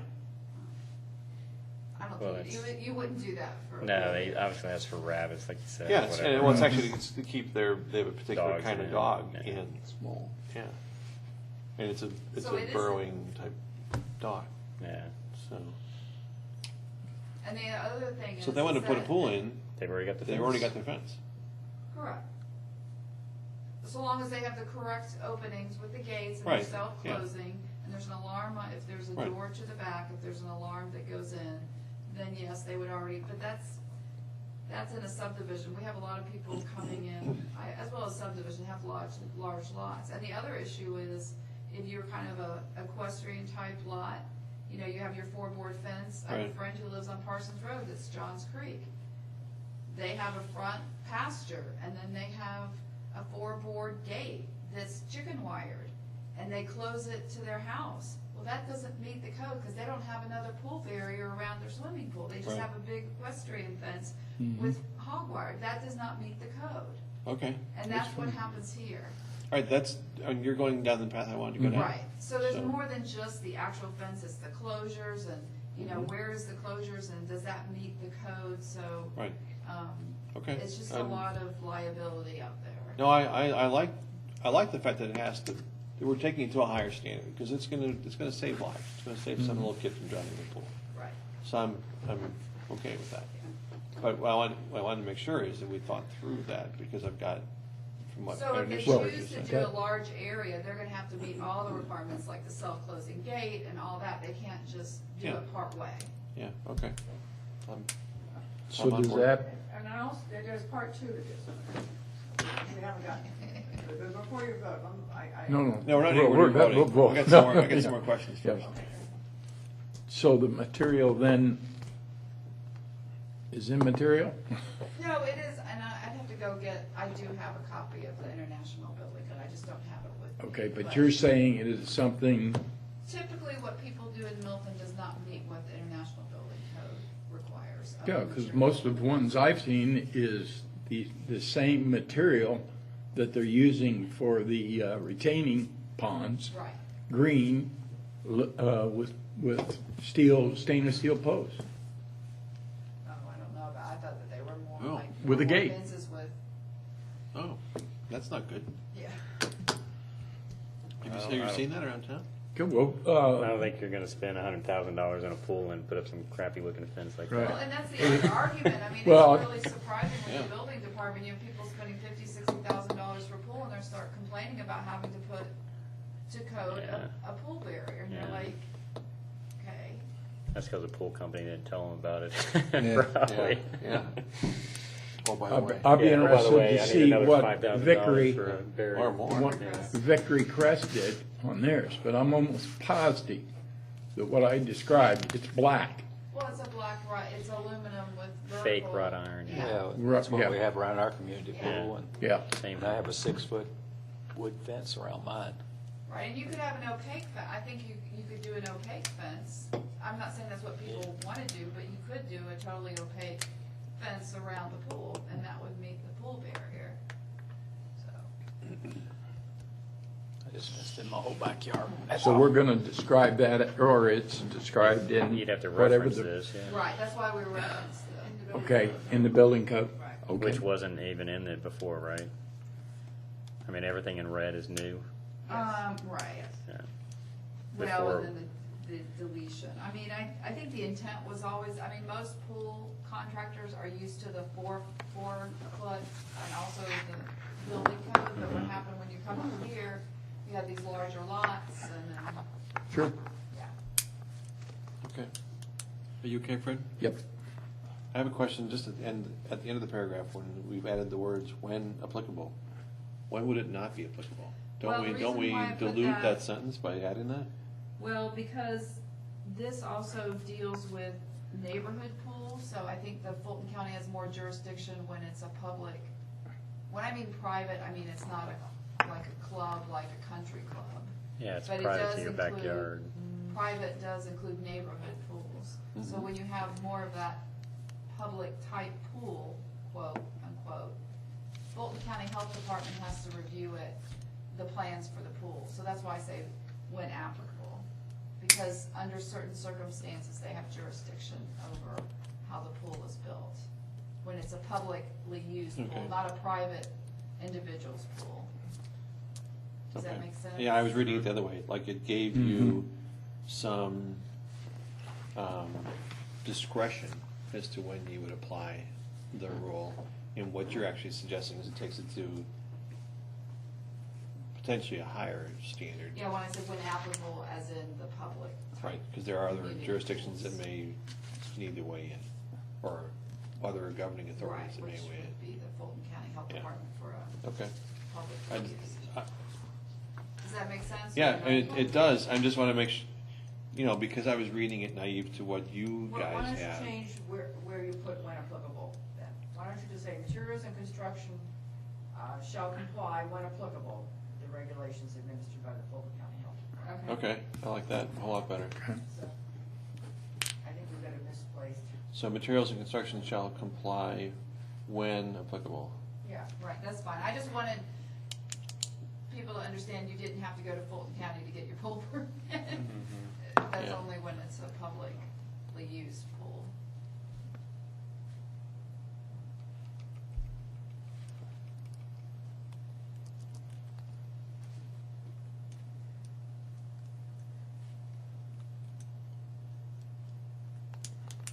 Okay. Any other questions or comments on page 1? Well, This is going forward, right? I have more on page Yep. 1 at the bottom. well, under detached dwellings, the way I read this, there's no pools in front yards. Correct. There shouldn't be unless they have a variance, or if there's a double frontage. If it's a That double was my frontage question. lot. There's a double If I own frontage 5 lot. acres, and my home sits in the back, I happen to know on Hopewell Road where there is one, I mean, certainly built before. And the pool, actually, I mean, you go down the driveway and you see the pool and all the trees and landscaping, and then the house. So are we, I mean, I'm not for or against, I'm just saying, is this ruling out? Well, it still technically should be the front, because it says, and may be also allowed at the back of the house on a double frontage, single-family residential lot as approved by the department. So I think we still want it to be behind the house, but knowing that it's gonna be a double frontage, so I think it's still, I don't know how that pool got in the front, if you're saying. Well, no, I say it was before, Oh, okay. way before. Okay. Does that satisfy your question? Mhm. Fred? Okay. Anything, I know there's more to read, but I don't have any exceptions to what you've written, is where I was trying to go with. Does anybody else got any other? Does everyone Questions? understand it? Is that what we're trying to say here? This is all going forward, Yeah, correct? yes. New pools. You can't people are grandfathered, you can't go back and make it retro. Right. And this only deals with neighborhood pools. I don't take any exception, anybody else? So what's the other parts in red or in black on page 1? Okay, on page 2, any questions or comments on the paragraphs that are there?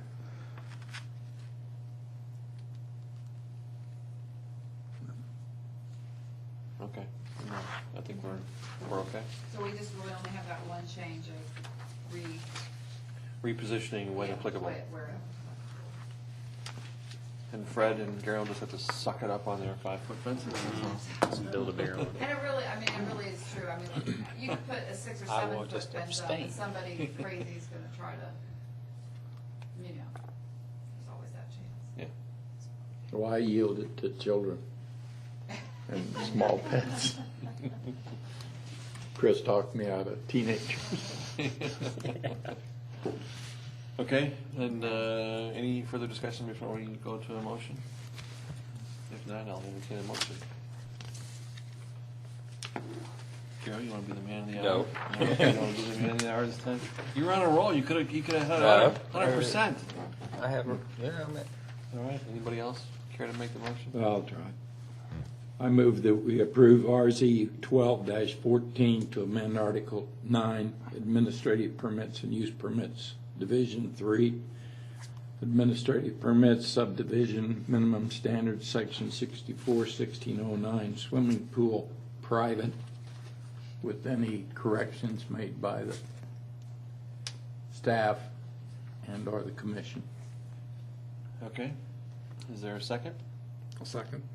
Okay. Is there any discussion? Hearing none. All those in favor signify by saying aye. Aye. Opposed? Okay. Abstain. Carried. Oh, we have one abstention. Okay. You don't say, you don't wanna. Okay. So we're Instead of, Abstain. 401. 4, 0 opposed, 1 abstention. Okay. yeah. Okay, so we have the, other business. I provided you an updated, list from our last discussion of our projects.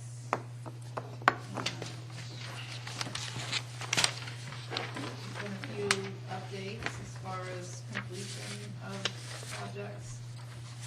And we haven't really jump-started our priorities as far as different members wanting to participate in those number 3, number 10, and number 19.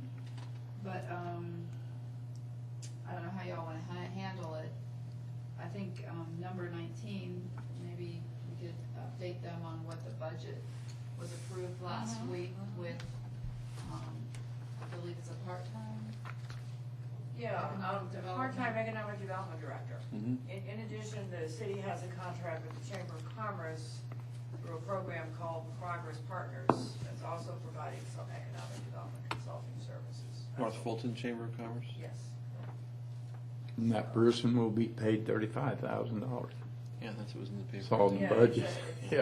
up to, I think, it's just, Yeah. it would be on an as-needed basis. Well, you answered my question by saying part-time. That was the only question I Yeah, had. the statement was they didn't think at this time, pardon me, that we needed anyone full-time. And I think we're looking to a work session in November with the city council and the Chamber of Commerce with this Progress Partners to start working through a work program for them as well as developing a work program for this new person, whoever it may be. So we as the planning commission, those that are on that, be involved at that point, or? Well, you know, we will certainly invite you to the work session. Okay. Absolutely. The other question that I had, I noticed it said, and maybe I missed it, was gone, the pain clinics and rehab centers ordinance. It's been approved. Yeah, that's right. It was approved, I think, either on the 17th. It was? Yeah, Good. it was city ordinance, so. I think we needed to get it done as soon as possible based on, they didn't make the moratorium any longer, but I think it was in the works with the city attorney. But it's online if you want to Online, look at it. okay, It should be with the packet on the 17th, you should still be able to access it. okay, Yeah. thanks. So that was a done item. Text amendments for green communities designation was just, this was a resolution, so I don't know if there's any text amendments specific to the zoning ordinance. Not to the zoning ordinance, I know there's a couple of text amendments to the regular ordinance dealing with endorsing LEED-type buildings and also green purchasing requirements, so there'll be changes to the city's City policies, ordinance, yeah, city ordinances. But you're coming into the city council next Monday with a proposed submission to ARC to be designated for a bronze community, and asking the city to endorse the resolution to transmit it. So that application, we hope we'll get it. It's very tight. Yeah. You know, these green community designations really speak more to develop suburban communities than to communities like ours, which were suburban and rural. And you don't get a lot of points for your rural area. It really deals mostly with points for suburban type development. So, in any event, I think if we get there, it will be because we barely got there. It has not been easy. Okay.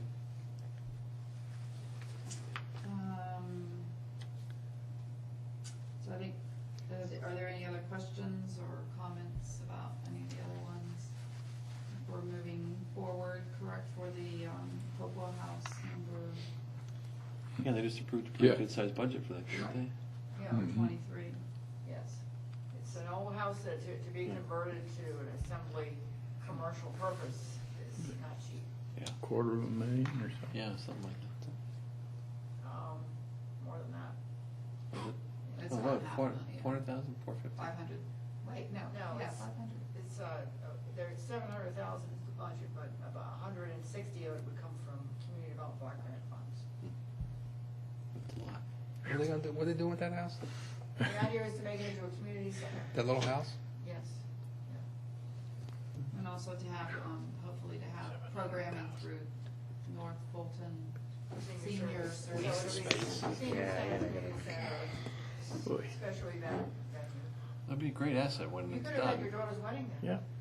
Yeah. Not under its current condition. Yeah. Of course, if we were bringing in all the other power. It's and- got 10 parking spots. It'll be all right. Yeah, Let's yeah. go to the Baptist church. Yeah. Yeah, we can get the It's gonna be a jump. great asset when it's finished, but it's just very expensive. It is. asset. But and it's got historic value. Right. And we are putting it on the National Register, where Oh, okay. HPC is preparing the nomination form. Good.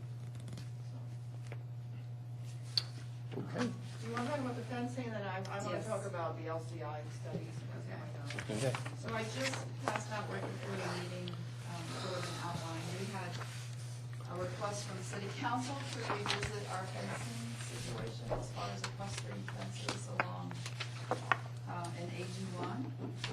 There has been some kind of pushback from certain subdivisions that feel that the equestrian fencing is not appropriate for their properties. And it's and mainly subdivisions that are interior, have interior roads to them that have, fairly expensive housing on it, that are not equestrian oriented, and they're not really thrilled with the requirement. It's brought it up to some of the council members, so the council members have asked us to revisit it. And so that's why we're coming to you as well, so we'll go to the DRB with this, and, so we're coming up with two options, and there can be other options or amendments to these options. But, some thought has gone, what Angela and I came up with was to amend the zoning ordinance to state that the main thoroughfares shall have 4 board horse fencing, for instance, Freeman, Hopewell, Birmingham. We could list them, kind of like what we do in the overlay district in Highway 9 for certain things. And all other frontages will be required to have a non-opaque fencing, thus allowing wrought iron type fencing along right-of-ways. So that's an option. Or just go back to the previous requirement for all fencing, no matter where it's located, to be non-opaque fencing. Boy. So how much pushback have we actually had? Is this one neighborhood that's saying, hey, we don't like your We've got a rule? lot of interest from the city council for us to look into this, so. That doesn't answer my question. I don't know. I've only run into a couple, that I've talked to directly, but maybe the council has heard from more people directly, but. Yeah, and it's been more than one council member. I think they're getting a lot of phone calls on this. How many council Well- members? Oh, I don't know. Well, no. Two, ma- maybe Well, three. that's usually the number. That's my problem. It's usually 2. And And I guess the next question I'd have along Paul's line is, how many are being built now? we have had That some, would be we required. We've had more starts of late than we've had in a long time. Right. So that's a good. But- Equestrian fencing? I'm just talking about No. housing starts. Housing starts Yeah, on we all, had like 51 last month or something. Yeah, I mean, single family permits Yeah. issued. No, we have a lot, we have the, I keep we have forgetting what, single Echelon family up on can't mean Freemanville. in subdivision. So, But I will say that the complaint that I got was from an established higher end subdivision, that people wanting to put up fences do not wanna put up, For- what's In their a front small yards? fence in front of their In- $2 million house. And what do they want to put instead? Wrought iron or columns with wrought Stone, iron or yeah. whatever. Which they can come before you and ask for a variance, right? Right, and that's what we tell people up to this point, they need to ask for variance, but I guess there's been enough pushback to the council. Boy, wimps. Well, so what are your thoughts? Do you want to Either one, leave it the way it is. leave it the way it is now, or And to go to the BZA. is that? Yep. Everyone's nodding their head. Okay, well, we're. I mean, that's why- Yeah. That's Me- why our Shopping boards, around. that's why our boards exist. I mean, so that we've got a standardized policy that we believe represents the spirit and flavor and look and feel of Milton, which is an equestrian, intended to be an equestrian community. It does not mean that any single one of those people who are finding that not in keeping with what the look and feel they want that they can't come before the appropriate boards and panels and powers that be to ask for an exception. And with the appropriate documentation, community representation, backing, whatever you want to call it, that they can't get their way. That's the powers that be. But to roll over and say, we got a couple of complaints and you need to change everything that we think is an important part of Milton's look and feel, I think that's a mistake. So noted. Yes. So noted. If I'm speaking for myself, Nope. please. Can't back please down pipe up. everything you've done. Absolutely. Yeah. Because then it's just, well, then anything can What's be next? questioned. Yeah. What's next? Maybe we should have voted for one of them so that we knew it would stay the way it was. Since city council seems to go the opposite direction. Well, we don't have to vote for it. We can just No, simply no, say- these were just suggestions, and again, I said you could come up with another. Which one do you think they'll put? Well, you can make a motion that, somebody can make a motion that says we prefer that it stays exactly the same without We'll change. communicate that, that's fine. This is just an informal, Okay. work session. Socializing of the idea. Yeah, to me, It's a soften it of would the- kind of look it's like ridiculous if tenderizing you the- had the Yeah, good. the fencing that we currently require, then you come along and you put other types of fencing. It just doesn't seem to make sense. If you got a $2 million home, I want my fencing to be consistent You want it to be consistent with the home or with everything else? with everything else in the Well, I neighborhood. think their point is the whole subdivision is kind of consistent with a non-equestrian, so that's why they're kind of, so it's not just one house along Freemanville Road that, you know. No, but we have examples in the community where we have something that's beautiful, that's not a four-board fence, that's out there, and it was approved, so. And so there is a venue by which you can do that. Right. Yeah. And they can go see all those examples and see the kinds of things that we've made exceptions for, or that were allowed prior to, that we find consistent with the look and feel of Milton. It's just one of those, well, No. enough said. Okay, all right, well, we said we thought we'd ask. Okay, I want to bring you up to date if I can just for 2 minutes on the starting, we've got a stakeholder committee formed. We're moving forward on doing a form-based code and a transfer development rights ordinance for the Deerfield area, just like we did for Crab Apple, same model. And we had our first stakeholder meeting, and some things came out of it that I want to share with you. And then I'm going to tell you about the process and where I've put the planning commission in terms of timelines and whatnot, okay? So, first, let me just talk about the area. I'm gonna get the schedule. Okay, here is if you remember, this is the LCI study area, which is that whole area that's colored, okay? And includes, included in there is Alpharetta, as you know. When we started this, we felt that we didn't really need, from a form-based code point of view, because you have the overlay for the Route 9 area up here, and then this is Alpharetta down here, then, and this area is really either developed or marshland, that really this was the key area in here to look at for the form-based code, transfer development rights ordinance. So we brought this to the stakeholder group. The stakeholder group said, nice suggestion, but we really would like you to do the whole area for a form-based code, which will then incorporate all of this Route 9 overlay. And if you remembered, we talked about changing the height requirements of the Route 9 overlay, which is only 2 stories, to really making that higher. And we also wanted to look at the material requirement for the Route 9 overlay.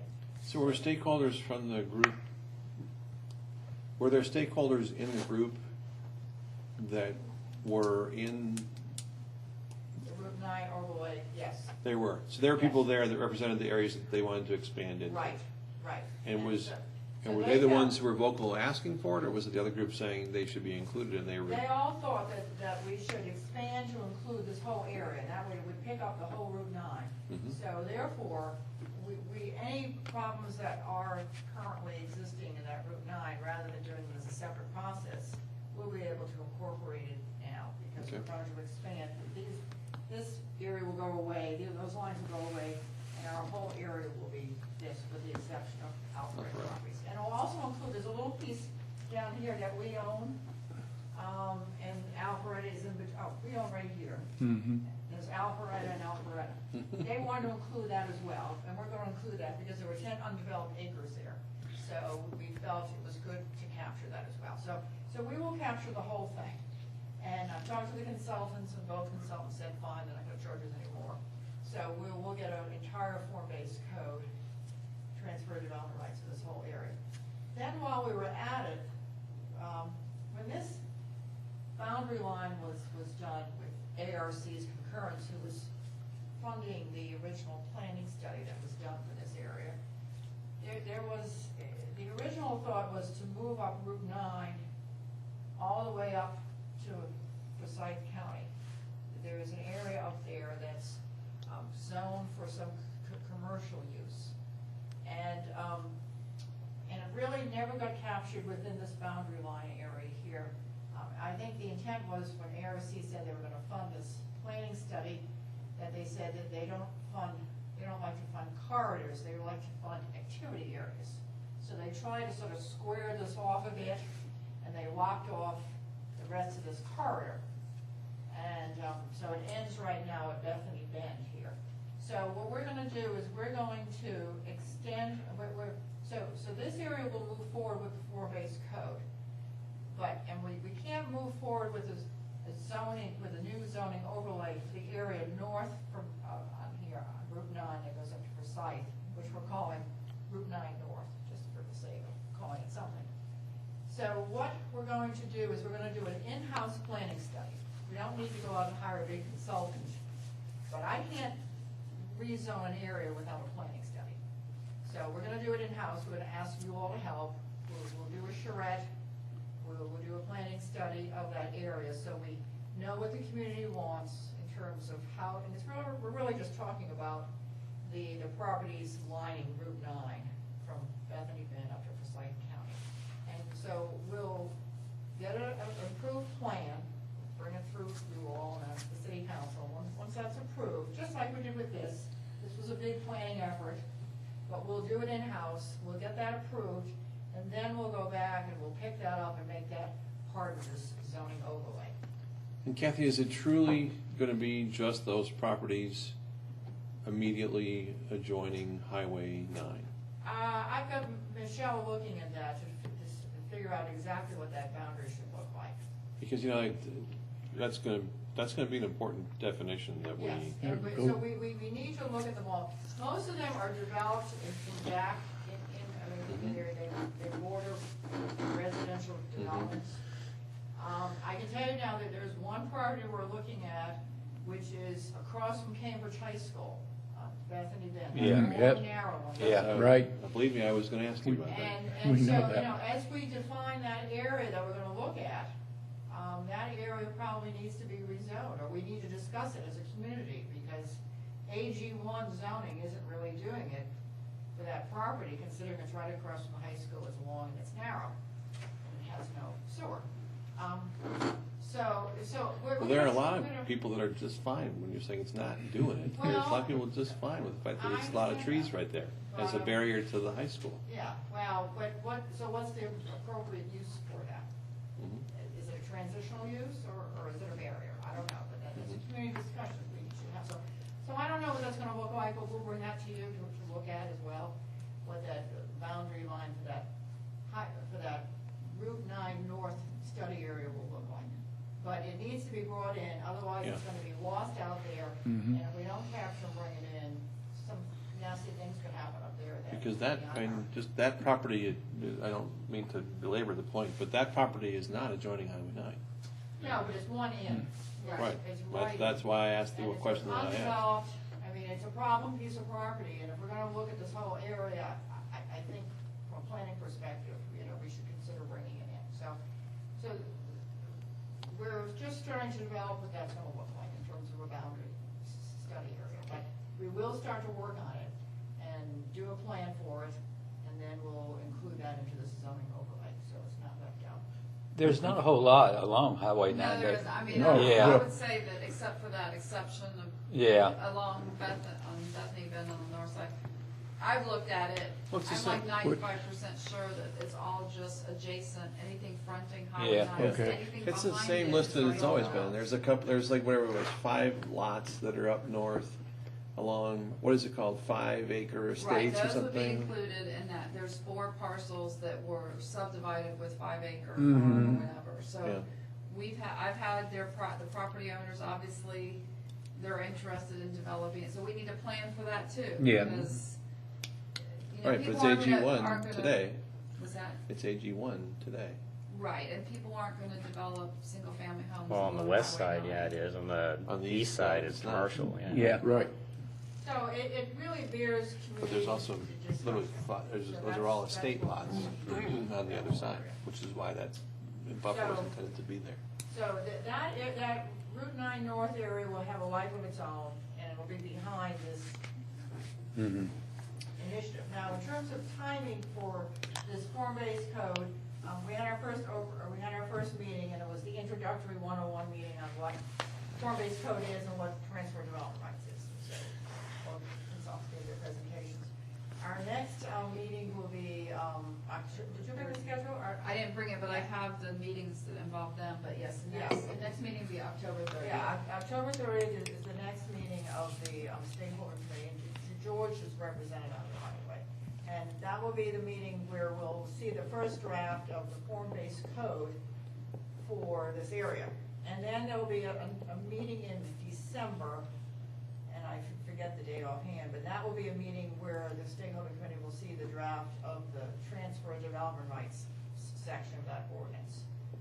And then we'll also have a public meeting in December as well, so that the public will be invited, because both parts will be done at that point. It's all online if you go to community development, and to the, we have a page for this for the form-based code, and there's the whole schedule of it. Is it on the calendar too, just on the? I don't think it's on the calendar itself, but if you just, I can check and have Well, Jason. we put it can on. mail you a thing, but the important point is that in January, it's going to hit you all. Yeah, joint, And we're gonna have a joint meeting with the DRB and the planning commission to hear the full draft, okay? And then in February, because I know you always like 2 meetings, I've built in a second meeting in February, which will be just your meeting entirely, to then have a more in-depth discussion on what you heard in January. And then in March, it will go on to the council for their review and approval. Okay. Hopefully approval. How much bigger is this area compared to the Crabapple area? Oh, much bigger. Much, yeah, probably 5. So I mean, is this 10 times bigger. larger than most areas would fall under a form-based code? No, I mean, it seems a no, little- I don't think so, no, I mean, it's much bigger than Crabapple, but, you know, a lot of form-based codes are done around transit stations, for instance. You know, think of, you know, Virginia and Maryland, you know, you've seen the big, transit stations with development around there, I mean, that's of course with a lot of high rises and everything else, but if you've ever experienced any of those, you'll know that they're much larger than this. Yeah, it just seems like the diversity of development under a form-based code in this section is going to be difficult. well, there's different. Whereas transit Crabapple zones. is very. If you look at Lindbergh, for instance, is a form-based code, and that's built around a transit station, and you've got the mid-rise buildings and then some mixed commercial in there and everything else. But no, actually a form-based code, and you know the General Motors plant there in is it Doraville? Doraville. That's Yeah. going to be a form-based code, that big plant there. And but they can easily serve this area. I mean, I'm thinking of this, I think of it as a Crabapple on steroids. I mean, it's really gonna be, you know, blown up higher, more density, walkability, connectivity, which is really what people are looking for. Except for the mayor and That's what council. we'll start with. Right. Everybody except for the Isn't mayor this and council. amazing? This comes up right after that. Yeah. That's But very I funny. didn't catch that. I was being, Yeah. I was Just- poking He was, at the decision that they Not- made about not you. the Deerfield development. Oh, next week. So anyway, so does anyone have any questions on this? But that's where we're going with this. It's underway. And we with the same consultants that are working on this. We really, then really the want it meeting- until it's time to vote for it. Yeah, the meeting is, the joint work session is, I think, at your regular meeting, January 22nd. Yeah. And then February 26th will be. And just for your information, Robert and I are going to our state planning conference in Columbus starting tomorrow. And then Friday, the city will be receiving the award for large city, small city, large city, but for large cities, Milton is receiving the award for best plan implementation. Have we had any new activity as a result of the form-based code Yes. development plan? It's actually right past where the And entrance is. and obviously there's the new Crooked library Creek Golf that's Course. coming. Well, but we We haven't haven't- seen. we haven't Where even Beverage seen it. Depot is But right I've there, got and then 9 Crooked Creek Golf projects, Course. various Right there. states Far of beyond The that paving, is- yeah, the paving ends, and it's, you can tell Any of even on the road. Any of it, or what's the mix We were supposed to have a of sign put up commercial there, I versus thought. residential? Well, no, we've got a budget to put up like a big sign, you know, now entering We've Milton. got And ask put it about there. that, yeah. coming in as a master plan. I mean, form-based code works much better when you've got a larger piece of Yeah, land. yeah. Because you can share parking and whatnot. And we've got a lot of little small parcels, so we hear that we're going to be getting a master. And I keep encouraging master plans between the owners of these small parcels Assemblages, yeah. to get together. Yeah. You know, and so I'm told that there's one that's being put together with several parcels. Good. To get together. a master That's plan. what's gonna make it a success, I think. Right. What about, to what extent does Fulton County with the library have to cooperate with the development standards that we They put don't in have to place? do anything, but they are. I mean, They are. Supposedly, that's what Robin is. Right, I've talking been in about. contact with the architect and he's familiar with, I mean, I gave him all the information about the new form-based code and, you know, we said we wanna save the trees, we wanna save the house. I mean, I The don't know what we're barn. actually gonna do, the barn, but I mean, it's like, please don't start until we get together and we explain this to you or if you have any questions. So, and I think Chris has been in contact with the soon-to-be-gone ex-director of the public libraries because she's going somewhere else or he's going somewhere else. Hmm. So they know that the city really wants to have a lot of influence over Good. it. Yeah. Well, if their ability to cut the grass is any example of how fast they're gonna be able to go I know, forward.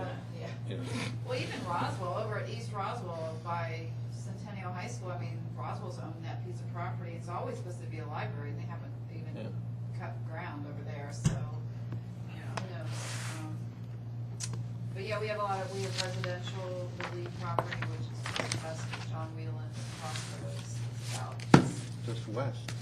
west Okay. of it, yeah.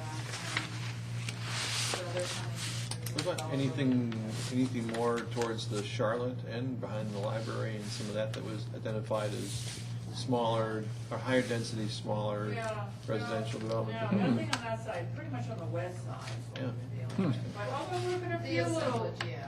few little developments on the east side, but mostly on the west. Yeah. Anything with that Renaissance on Freemanville?